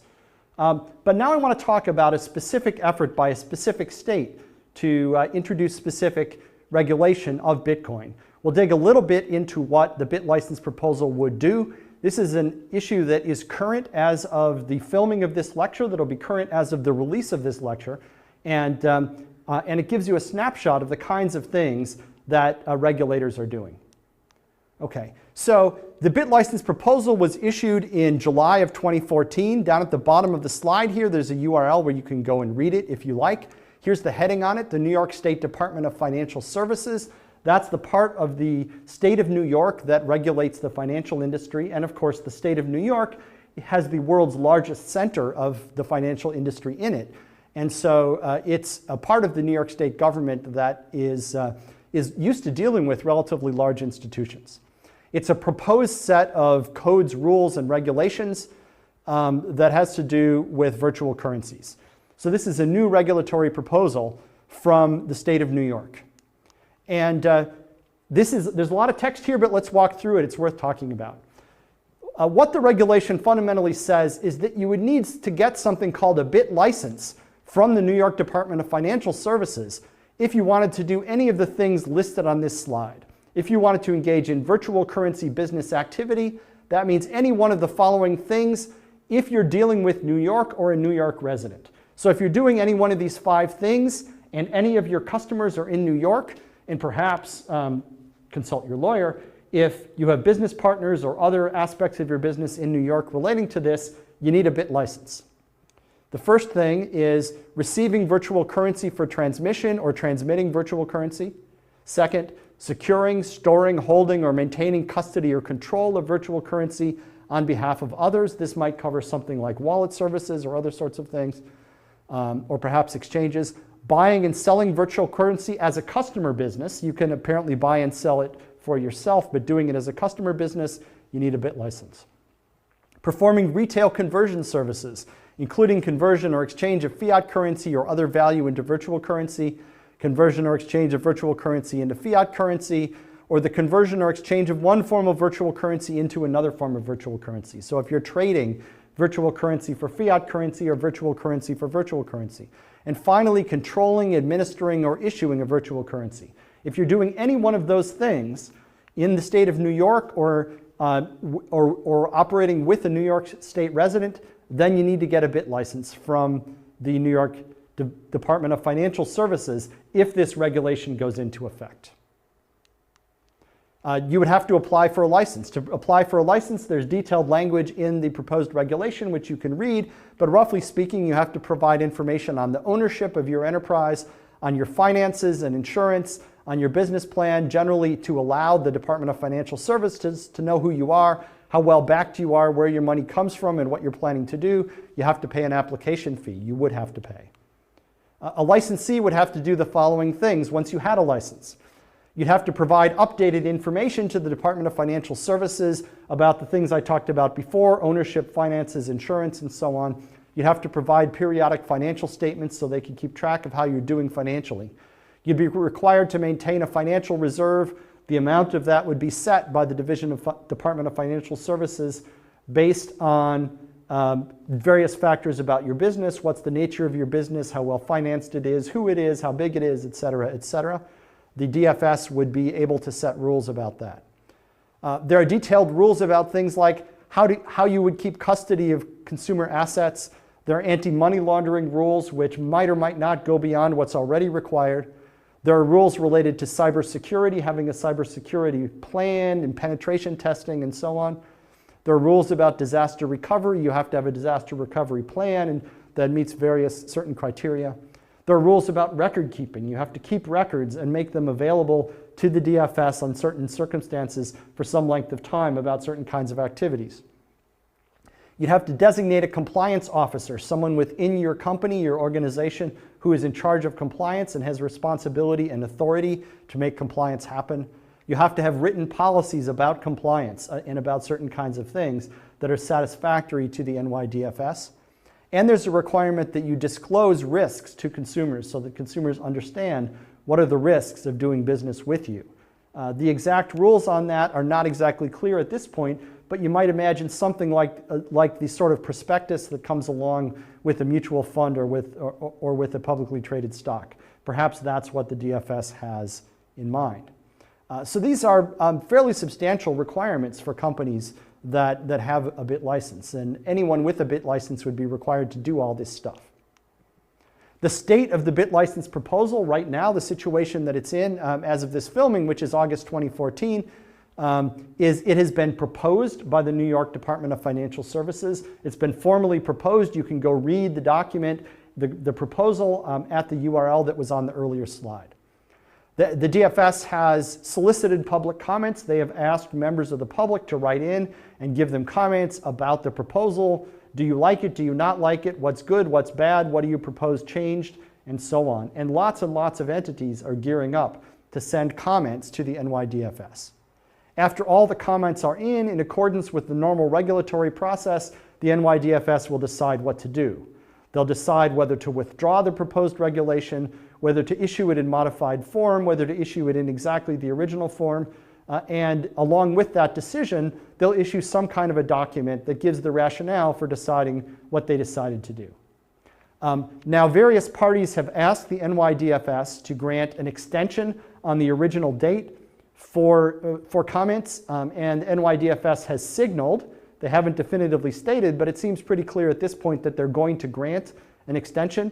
Because of that, I don't currently know the date. I can't tell you the date by which you have to comment, but you can go and look at the NYDFS website to get the current status. If you're an interested party, by all means, I would encourage you to comment. I would encourage you to get together with others and comment together. And I would advise you to make comments which are thoughtful and constructive and give the NYDFS reasoned arguments.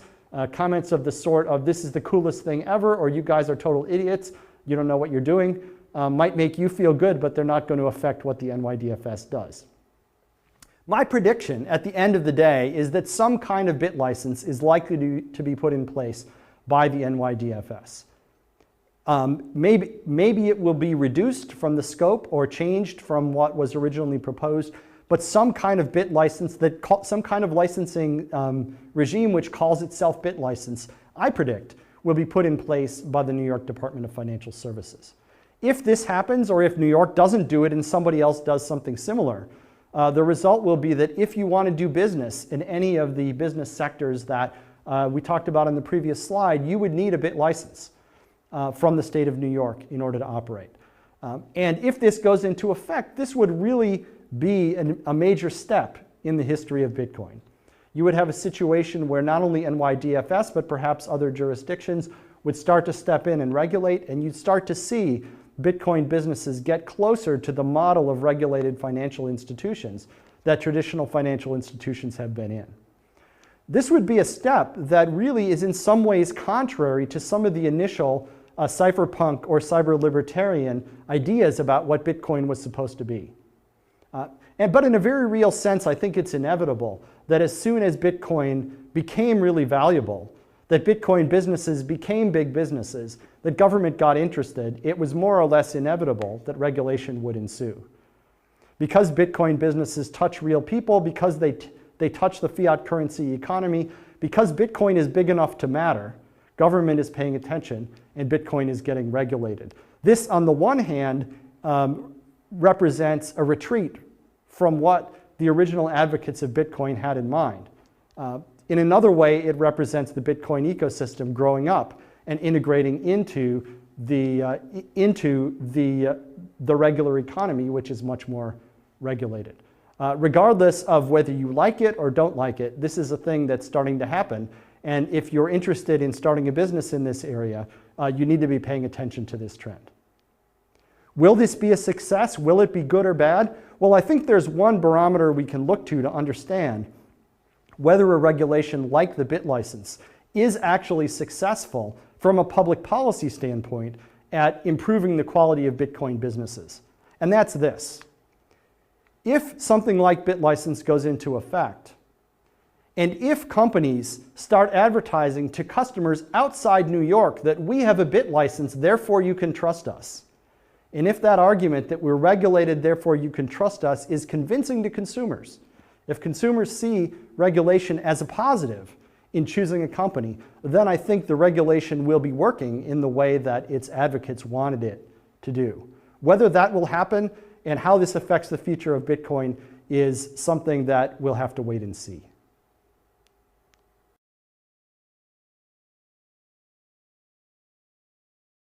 In this lecture, we're going to talk about alternatives to Bitcoin's existing proof-of-work mining puzzle. Mining puzzles are at the very core of Bitcoin because mining puzzles determine the incentive system in Bitcoin. Bitcoin miners get rewards for the puzzles that they solve. We expect that miners will spend considerable effort trying to find any shortcuts available to them to solve these puzzles faster or more efficiently. If there's a faster way to solve puzzles, we think they'll take it. Also, if there's extra stuff to do that might help the network but doesn't directly help them solve puzzles any faster, we expect that they might eventually not bother to do so at all. Therefore, the nature of the puzzle plays a very important role in steering and guiding participation in the network. Now, we've talked about some of the basic features that Bitcoin's existing SHA-2 hash-based mining puzzle already satisfies. So for example, it's fairly difficult to solve a whole bunch of puzzle solutions. This makes attacks on the Bitcoin network very costly or unlikely to succeed. On the other hand, puzzle solutions are found at a fairly predictable rate, once every 10 minutes by someone. This means that honest miners, to participate, have some incentive to keep participating and compensate themselves for the resources that they put into the network. Now, if we were going to design a new puzzle system from scratch, or modify Bitcoin's puzzle system to be different somehow, what else could we design the puzzle to achieve? What other kinds of behaviors would we like to encourage or disincentivize? In this lecture, we're going to talk about a variety of possible alternative puzzle designs. Some of them are already used in practice in altcoins existing today. Others are research ideas that might turn out to be used in the future. The puzzles that we'll look at can achieve a variety of possible goals, such as ASIC resistance, which means leveling the playing field between users with ordinary computing equipment and users with special optimized custom hardware. We'll also look at puzzles that discourage users from delegating their participation to directors of large centralized pools. And we'll look at useful proofs of work that have some intrinsic social benefit. We'll also talk about some of the essential security requirements for mining puzzles. It doesn't do any good to have some fancy secondary feature if the puzzle doesn't still satisfy the basic requirements that it needs to keep Bitcoin secure. Before going into the alternate puzzle designs, let's talk a little bit about some of the essential requirements that any viable mining puzzle has to satisfy. Now, there are many possible requirements. We've talked about some of them before. Mining puzzles need to be cheap to verify the solutions because every node on the network validates all of the puzzle solutions, even ones that aren't involved in mining directly. Puzzles also have to have adjustable difficulty so that the difficulty of the puzzle can be adjusted over time as new users join the network with increasing amounts of hash power contributed. I'm only going to talk in detail right now about one other essential requirement, which is a little bit subtle. This is that the chance of winning a puzzle solution in any unit of time should be roughly proportional to the hash power contributed. In particular, this means that really large miners with very powerful hardware should only have a proportional advantage in being the next miner to find a puzzle solution. Even small players should have some proportional chance of being successful in receiving compensation. Now, to illustrate this point, let me show you an example of a bad puzzle that doesn't satisfy this requirement. Consider a mining puzzle that takes exactly n steps to find a solution. There are examples of puzzles like this. I don't need to go into details though, but consider these a sequential proof of work. A miner would be able to find one of these proof of work solutions by computing n steps in order in a sequence. Once it reaches n steps, it finds a solution. Now the problem is that if it takes exactly n steps in a sequence to find a puzzle solution, then the fastest miner in the network will always be the one who wins the next reward. Right? So consider a scenario with two equally powerful miners and a third miner that's slightly faster at making computational steps than the other two. For every step that the small miners take, the large miner takes 2 steps here. This means that the large miner finds its puzzle solution at the end of n steps while the smaller miners are still computing theirs. In this case, the fastest miner would be the only one who would receive any compensation at all. Therefore, none of the other nodes would have any incentive to participate in the first place. So the alternative to this, a good puzzle, is one that gives every miner a chance of winning the next puzzle solution in proportion to the amount of hash power they contribute. This forms a weighted sample of all of the miners. So imagine throwing a dart at a board randomly, at a board of different sized targets where the size of the target corresponds to the mining power. The more hash power you contribute, the better your chance of being the node that finds the next puzzle solution. A puzzle that has this property is sometimes called progress-free. Now, this was just one of the requirements. There are others, but for now, we're going to move on to types of alternative puzzles, and we'll discuss essential requirements as they come up.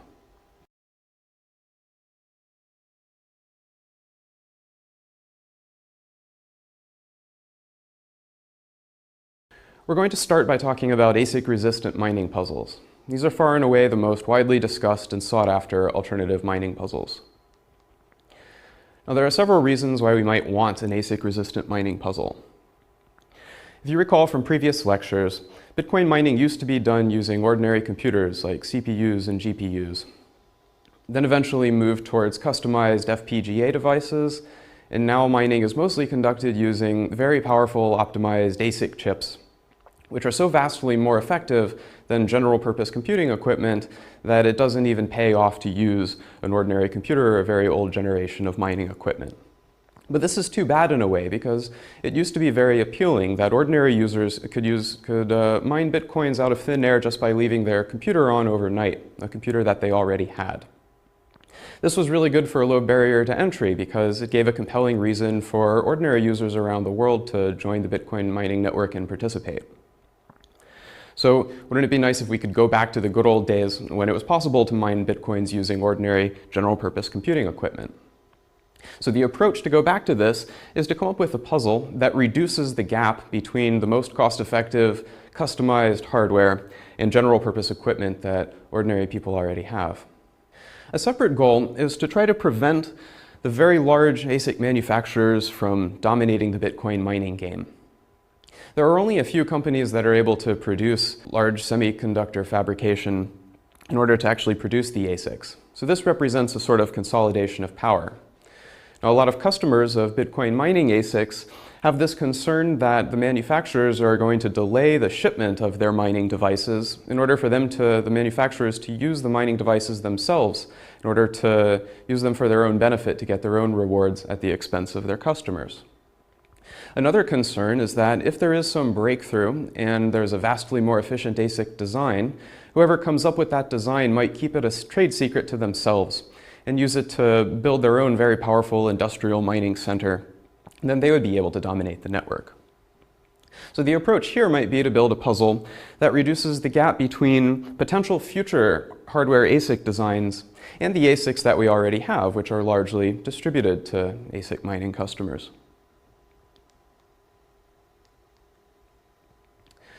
We're going to start by talking about the most widely used approach towards having an ASIC-resistant puzzle. This is called a memory hard puzzle. Now, the premise here is fairly simple, and it's based on a well-known phenomena since the 80s about the change in the performance of computing equipment over time. Since the 80s, the performance of processing has increased at an exponential rate. You've probably heard of this referred to as Moore's Law. Now, the performance of memory and storage have also increased at an exponential rate, but this rate is much lower rate than that for processors. There's a performance gap between the most efficient processors and the most efficient memory and storage, and this gap actually grows over time. This means that if we had a puzzle that required lots of memory to compute, rather than just processing circuits, then the potential improvement from next generation's optimized hardware, the current generation of optimized hardware, or even general purpose computing equipment would be much lower, and that's what we want. So we're going to talk now about the most popular instance of a memory hard puzzle. This is called scrypt. Scrypt's actually a memory hard hash function, and an scrypt-based mining puzzle is the same as the Bitcoin mining puzzle, just replacing the SHA-2 hash with the scrypt hash. Scrypt is memory hard in the sense that it has a constant time memory trade-off. This means that the hash can be computed using a fixed amount of memory. It's possible to compute it using less memory, but doing so increases the amount of time that it takes to compute. Now, as I mentioned, this puzzle is actually widely used in Bitcoin alternatives, including the second most popular cryptocurrency, Litecoin, and a variety of others.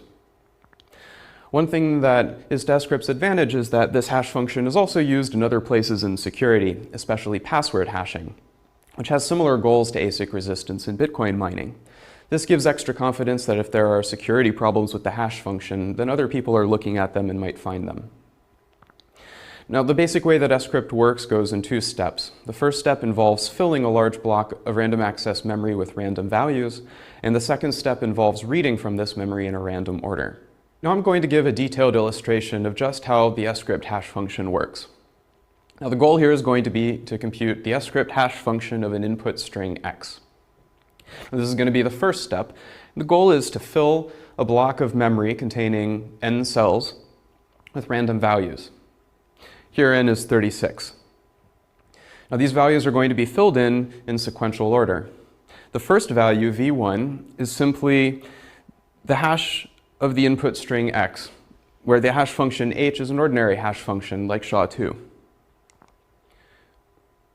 Now the second value, v2, is the hash SHA-2 of the previous value, v1. This is the same as the hash function applied to the input string x twice. And so on. The third value, v3, is the hash function applied to the input value x 3 times. And so on. After n iterations, all n memory cells are filled up with pseudo-random values, and the last value is the same as the hash function h applied to x n times. Now in the next step, we're going to read back the values of memory in random order. Now we're going to begin by having an accumulator value a, which involves computing the hash function h one more time on the last value. Now for n iterations, we're going to use the current value of the accumulator a to pick an index I out of these n potential memory cells. Then we're going to read that value of memory, XOR it with the current accumulator value a, take the hash h once more of this value, and replace the accumulator's value with this updated value. Now, after n iterations, the final value of the accumulator a is the output of this hash function. Now let me explain the intuition for why this script hash function is memory hard. Now you can compute this by using the n memory cells as described just before. It's also possible to compute the script hash value using less memory. Suppose you wanted to cut down the amount of memory you needed by half. You could do this by only storing every other value v in the table, only the odd values in this case. Now, what happens if you need to access one of the even-numbered values of v which you aren't storing? Well, you need to compute it from the values of v that you are storing. Now, you can always compute vi by computing the hash h of vi minus 1. Now, this works, and you got away with using less memory, but you had to compute an extra value for h. Now, this intuition holds up. On average, if you wanted to reduce the amount of memory by half, you would have to increase the amount of computation cycles you need by a factor of 1.5, and so on. Now, to talk a little bit about script used in practice, there are a couple of disadvantages. One is that even though it has this advantage of being memory hard to compute, the script-based mining puzzle also requires an amount of memory and n cycles in order to check a proof of work puzzle solution. This puts a constraint on how large you can set n, in other words, how memory hard you can make it. Now a good question is this memory hard puzzle actually ASIC resistant? And there's some uncertainty here. Script ASICs are already available, at least the first generation of these, and they're at least somewhat faster than what you can do with general purpose computing equipment like CPUs and GPUs. There are several companies competing to make faster script ASICs, and it's unclear how much better this performance gap will be able to get. There's some concern that in the altcoins that currently use script-based mining puzzles that the parameter n hasn't been set correctly, and this is one of the factors leading to ASICs arriving. Now, this general approach of having a memory hard hash function is good because, as I mentioned, script is used in other applications like password hashing. And so if there's any future improvements in password hashing, then memory hard mining puzzles would be able to use these new password hashing functions and be able to achieve the desired effect. Now I'm going to talk about another approach to having a memory hard proof of work mining puzzle. This puzzle is called cuckoo hash cycles. And the main advantage this has over script is that it doesn't require any random access memory to check a puzzle solution. Now, we're going to look at how this works, which involves, for every mining attempt, we're going to start with a potential solution x, which you can think of as a random string. And we're going to use the following procedure to determine whether or not x is a puzzle solution. For the first step, we're going to select the e pseudo-random edges in this graph. Now, for each edge, we're going to pick a random node from the top set of nodes and a random node from the bottom set of nodes. Now, we do this by computing hash values using, again, the underlying hash value h, which can just be an ordinary hash function. Now, the edges are filled in the graph as illustrated below.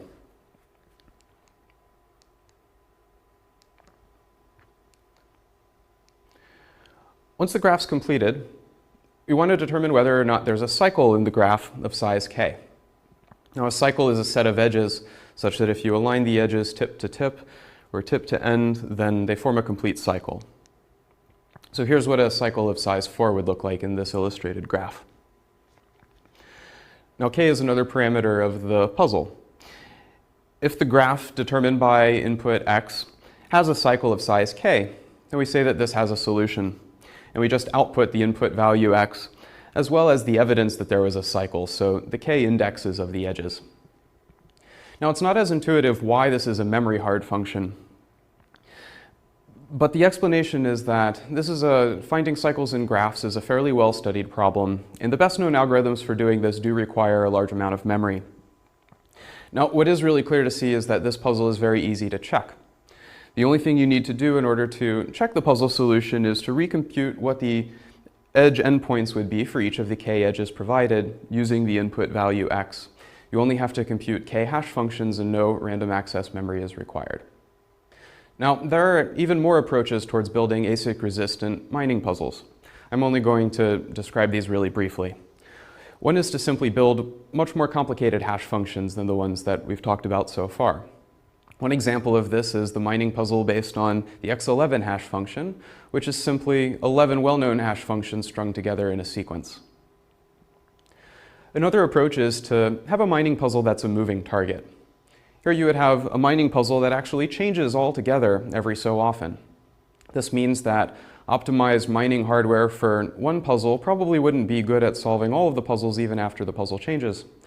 And customized mining hardware that's only good at solving one instance of the puzzle won't be very useful once the puzzle does change. Now, it's unclear exactly how we would change the puzzle every so often in order to maintain the security requirements that we need. Now, there's a counter-argument that says that there's really no point in trying to make an ASIC-resistant puzzle because the SHA-2-based mining puzzle that we already have is already good enough. Now, the SHA-2 circuit is pretty well understood. We have a good idea of what's the optimal way of computing SHA-2. As a result, Bitcoin mining ASICs aren't changing very much, and it seems unlikely that there's going to be a breakthrough in computing these proof-of-work solutions any faster. Now, even as it is today, mining ASICs consist of multiple copies of the same basic SHA-2 circuit. And the only difference between the largest ASICs and the smallest or cheapest ASICs is that they have more copies of the same essential circuit. This means that even the biggest mining ASICs are only a little bit more cost-effective than the smaller ASICs. They compute puzzle solutions faster, but they're also more expensive.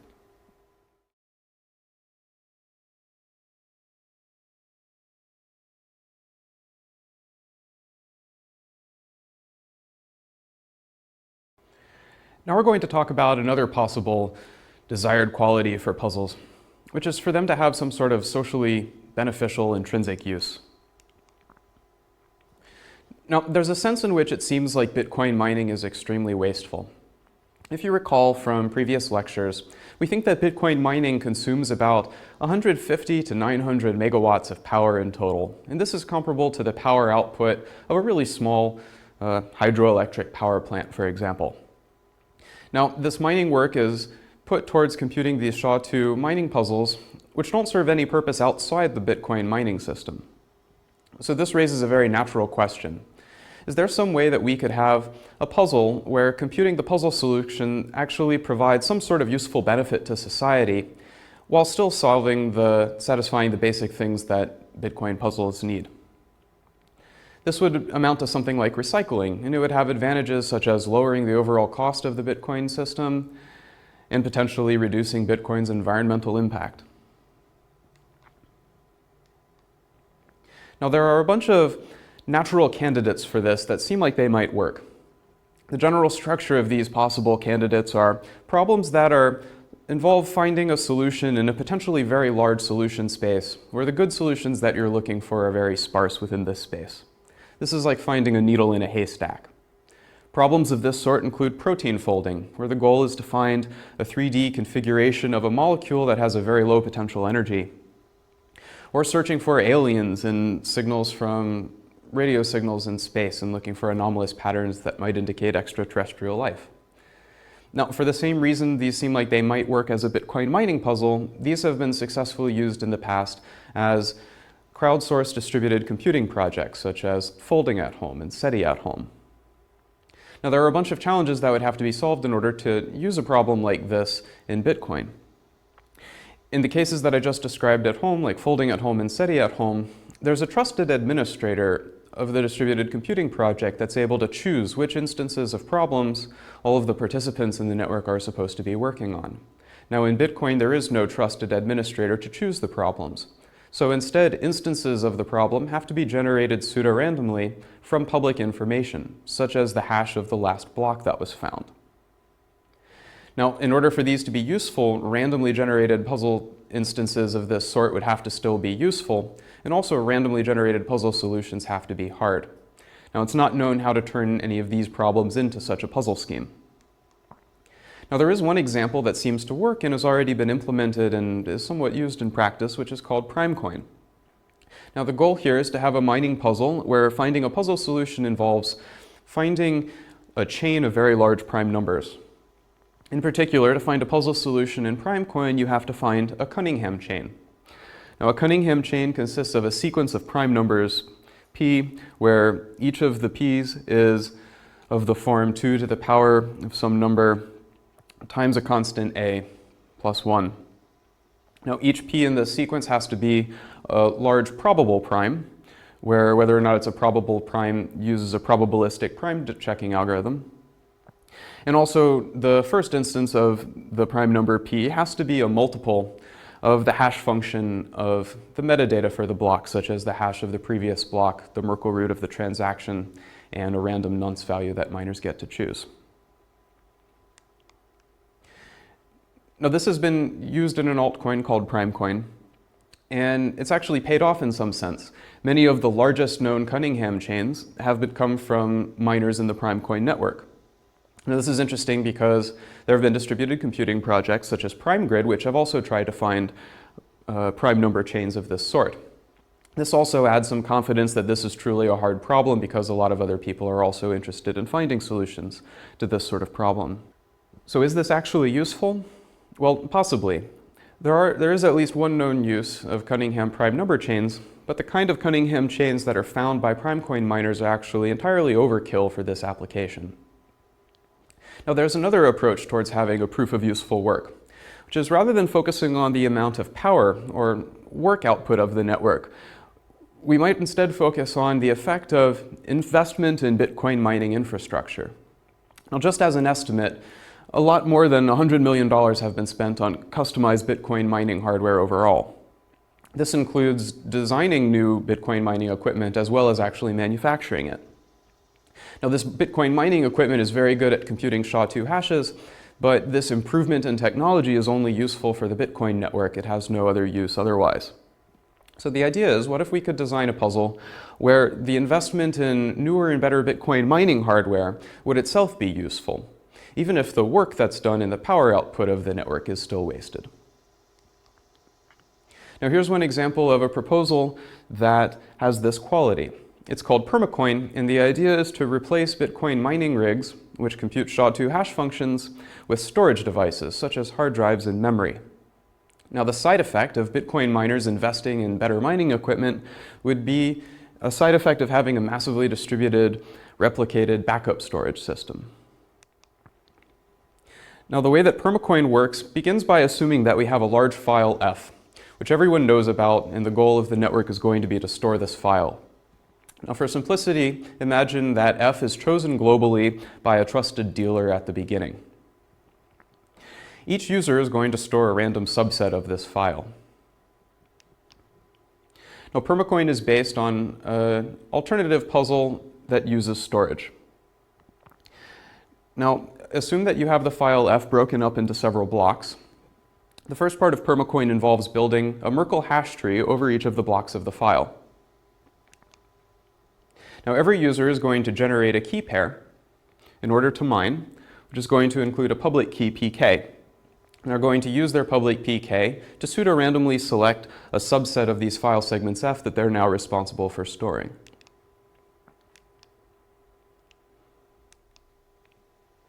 Now for each mining attempt, the miner is going to select a random nonce value, and they're going to compute a hash function h1 that includes the previous block hash, the Merkle root of transactions, their public key pk, and the nonce value that they chose.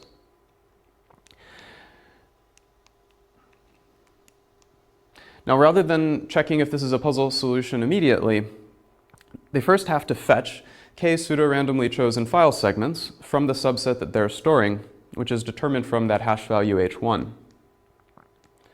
Now they compute a second hash value h2, which includes all of the data used to compute the first hash, as well as the actual contents of the file blocks F. Now from the second hash value h2, it's compared to a target in order to see if the puzzle solution is actually a valid solution. So the idea here is that the only way to make attempts at finding a puzzle solution and determine if an attempt is a valid puzzle solution requires you to store the random subset of file blocks that you were supposed to based on your public key. Here's one application of the Permacoin storage puzzle. This involves a kind of subtle point about Bitcoin's incentives. There's a cost to being an honest miner in Bitcoin. Remember that honest miners are supposed to validate every Bitcoin transaction that's included in a block. However, validating a transaction requires storing the unspent transaction outputs database, which at the current time requires about 200 megabytes of storage. Now, maintaining this unspent transaction output database doesn't help you find puzzle solutions any faster. It's a little bit like unpaid overtime. So the idea would be to use the Permacoin storage-based puzzle in order to reward miners for actually storing copies of the unspent transaction output database. This would reduce the marginal cost of being honest versus just mining for the sake of getting all of the rewards. So to summarize this section, having a proof of useful work is a very natural goal, but the challenge is to have this secondary side effect while still maintaining the essential security requirements. There's an argument that any benefit would have to be a pure public good, because if there were a way for an individual miner to get the benefit of the useful work they were doing, then this benefit would also benefit an attacker. So it would make attacks on the network subsidized to the same amount that it would add any secondary improvement to society. Now, potentially viable approaches to this include storage and finding large chains of prime numbers. But other potential approaches could be possible as well. So even though some of these useful proofs of work have been implemented in practice, arguably the benefit to society so far from these is pretty minimal.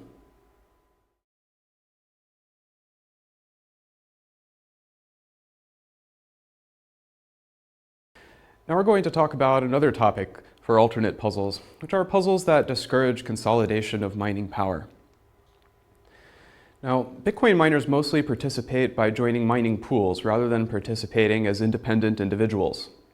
Now, this means that very large mining pools that are directed by a central pool administrator become a very large potential consolidation of power. Now, Bitcoin's core value is decentralization. So this consolidation of power poses a big threat to Bitcoin's core values.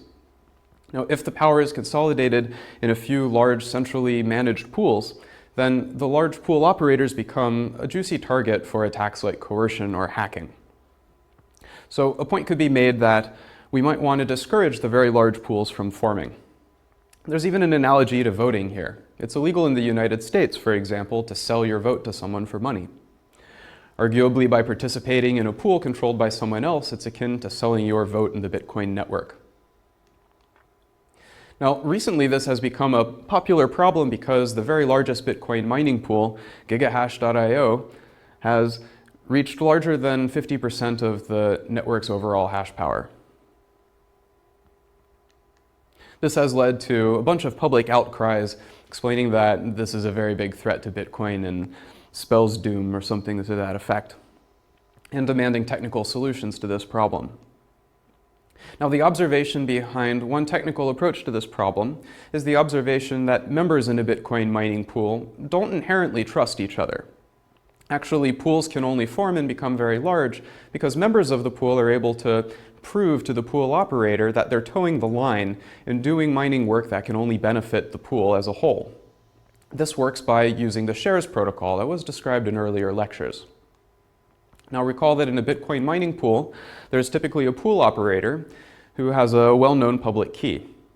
Now, each of the miners sends their near misses, or their mining shares, to the pool operator to show that they're mining on a puzzle that directs the reward to the pool operator's public key. When a solution is found, the pool operator then distributes the rewards among the pool participants who have contributed to finding the solution. Now, there's an interesting attack on Bitcoin mining pools, which we're going to call the vigilante attack. Suppose that there's a pool member who's very upset with a large mining pool. He can participate in the pool by mining and submitting his near-miss share values to the pool operator just like normal. But in the event that he actually finds a Bitcoin puzzle solution that would reward the pool, he just throws that away and doesn't tell the pool operator about it. Now, the effect of this attack is that the overall effective mining output of the mining pool is reduced. However, the vigilante only loses a little bit. He still gets rewards for other puzzle solutions that are found. He gets a proportional reward due to the shares that he submits. Now, one problem with this attack is that a vigilante still has to lose something and doesn't gain anything. And so it seems unwise to rely on vigilantes like this, monitoring the network and rightfully choosing when to do this to only attack large pools. Here's an illustration of what the vigilante attack looks like. The vigilante still submits shares to the pool operator, and if he finds a solution, discards it. So the approach of a non-outsourceable puzzle is to encourage the vigilante to perform this attack in the following way. We'd like to make it so that whoever actually finds the Bitcoin puzzle solution is able to take the reward for themselves. Now, the vigilante would have an incentive, a direct personal incentive, to perform the same attack and harm the pool. Now, the approach to having a puzzle that works this way is to have a puzzle where each puzzle attempt requires signing the puzzle solution value using a private public key pair. In particular, each attempt at a puzzle solution requires knowledge of the private key, and that same private key would then be used to spend the reward later. Now, as an illustration of this, instead of the pool operator just having a key, any of the mining pool participants who are contributing mining resources also have to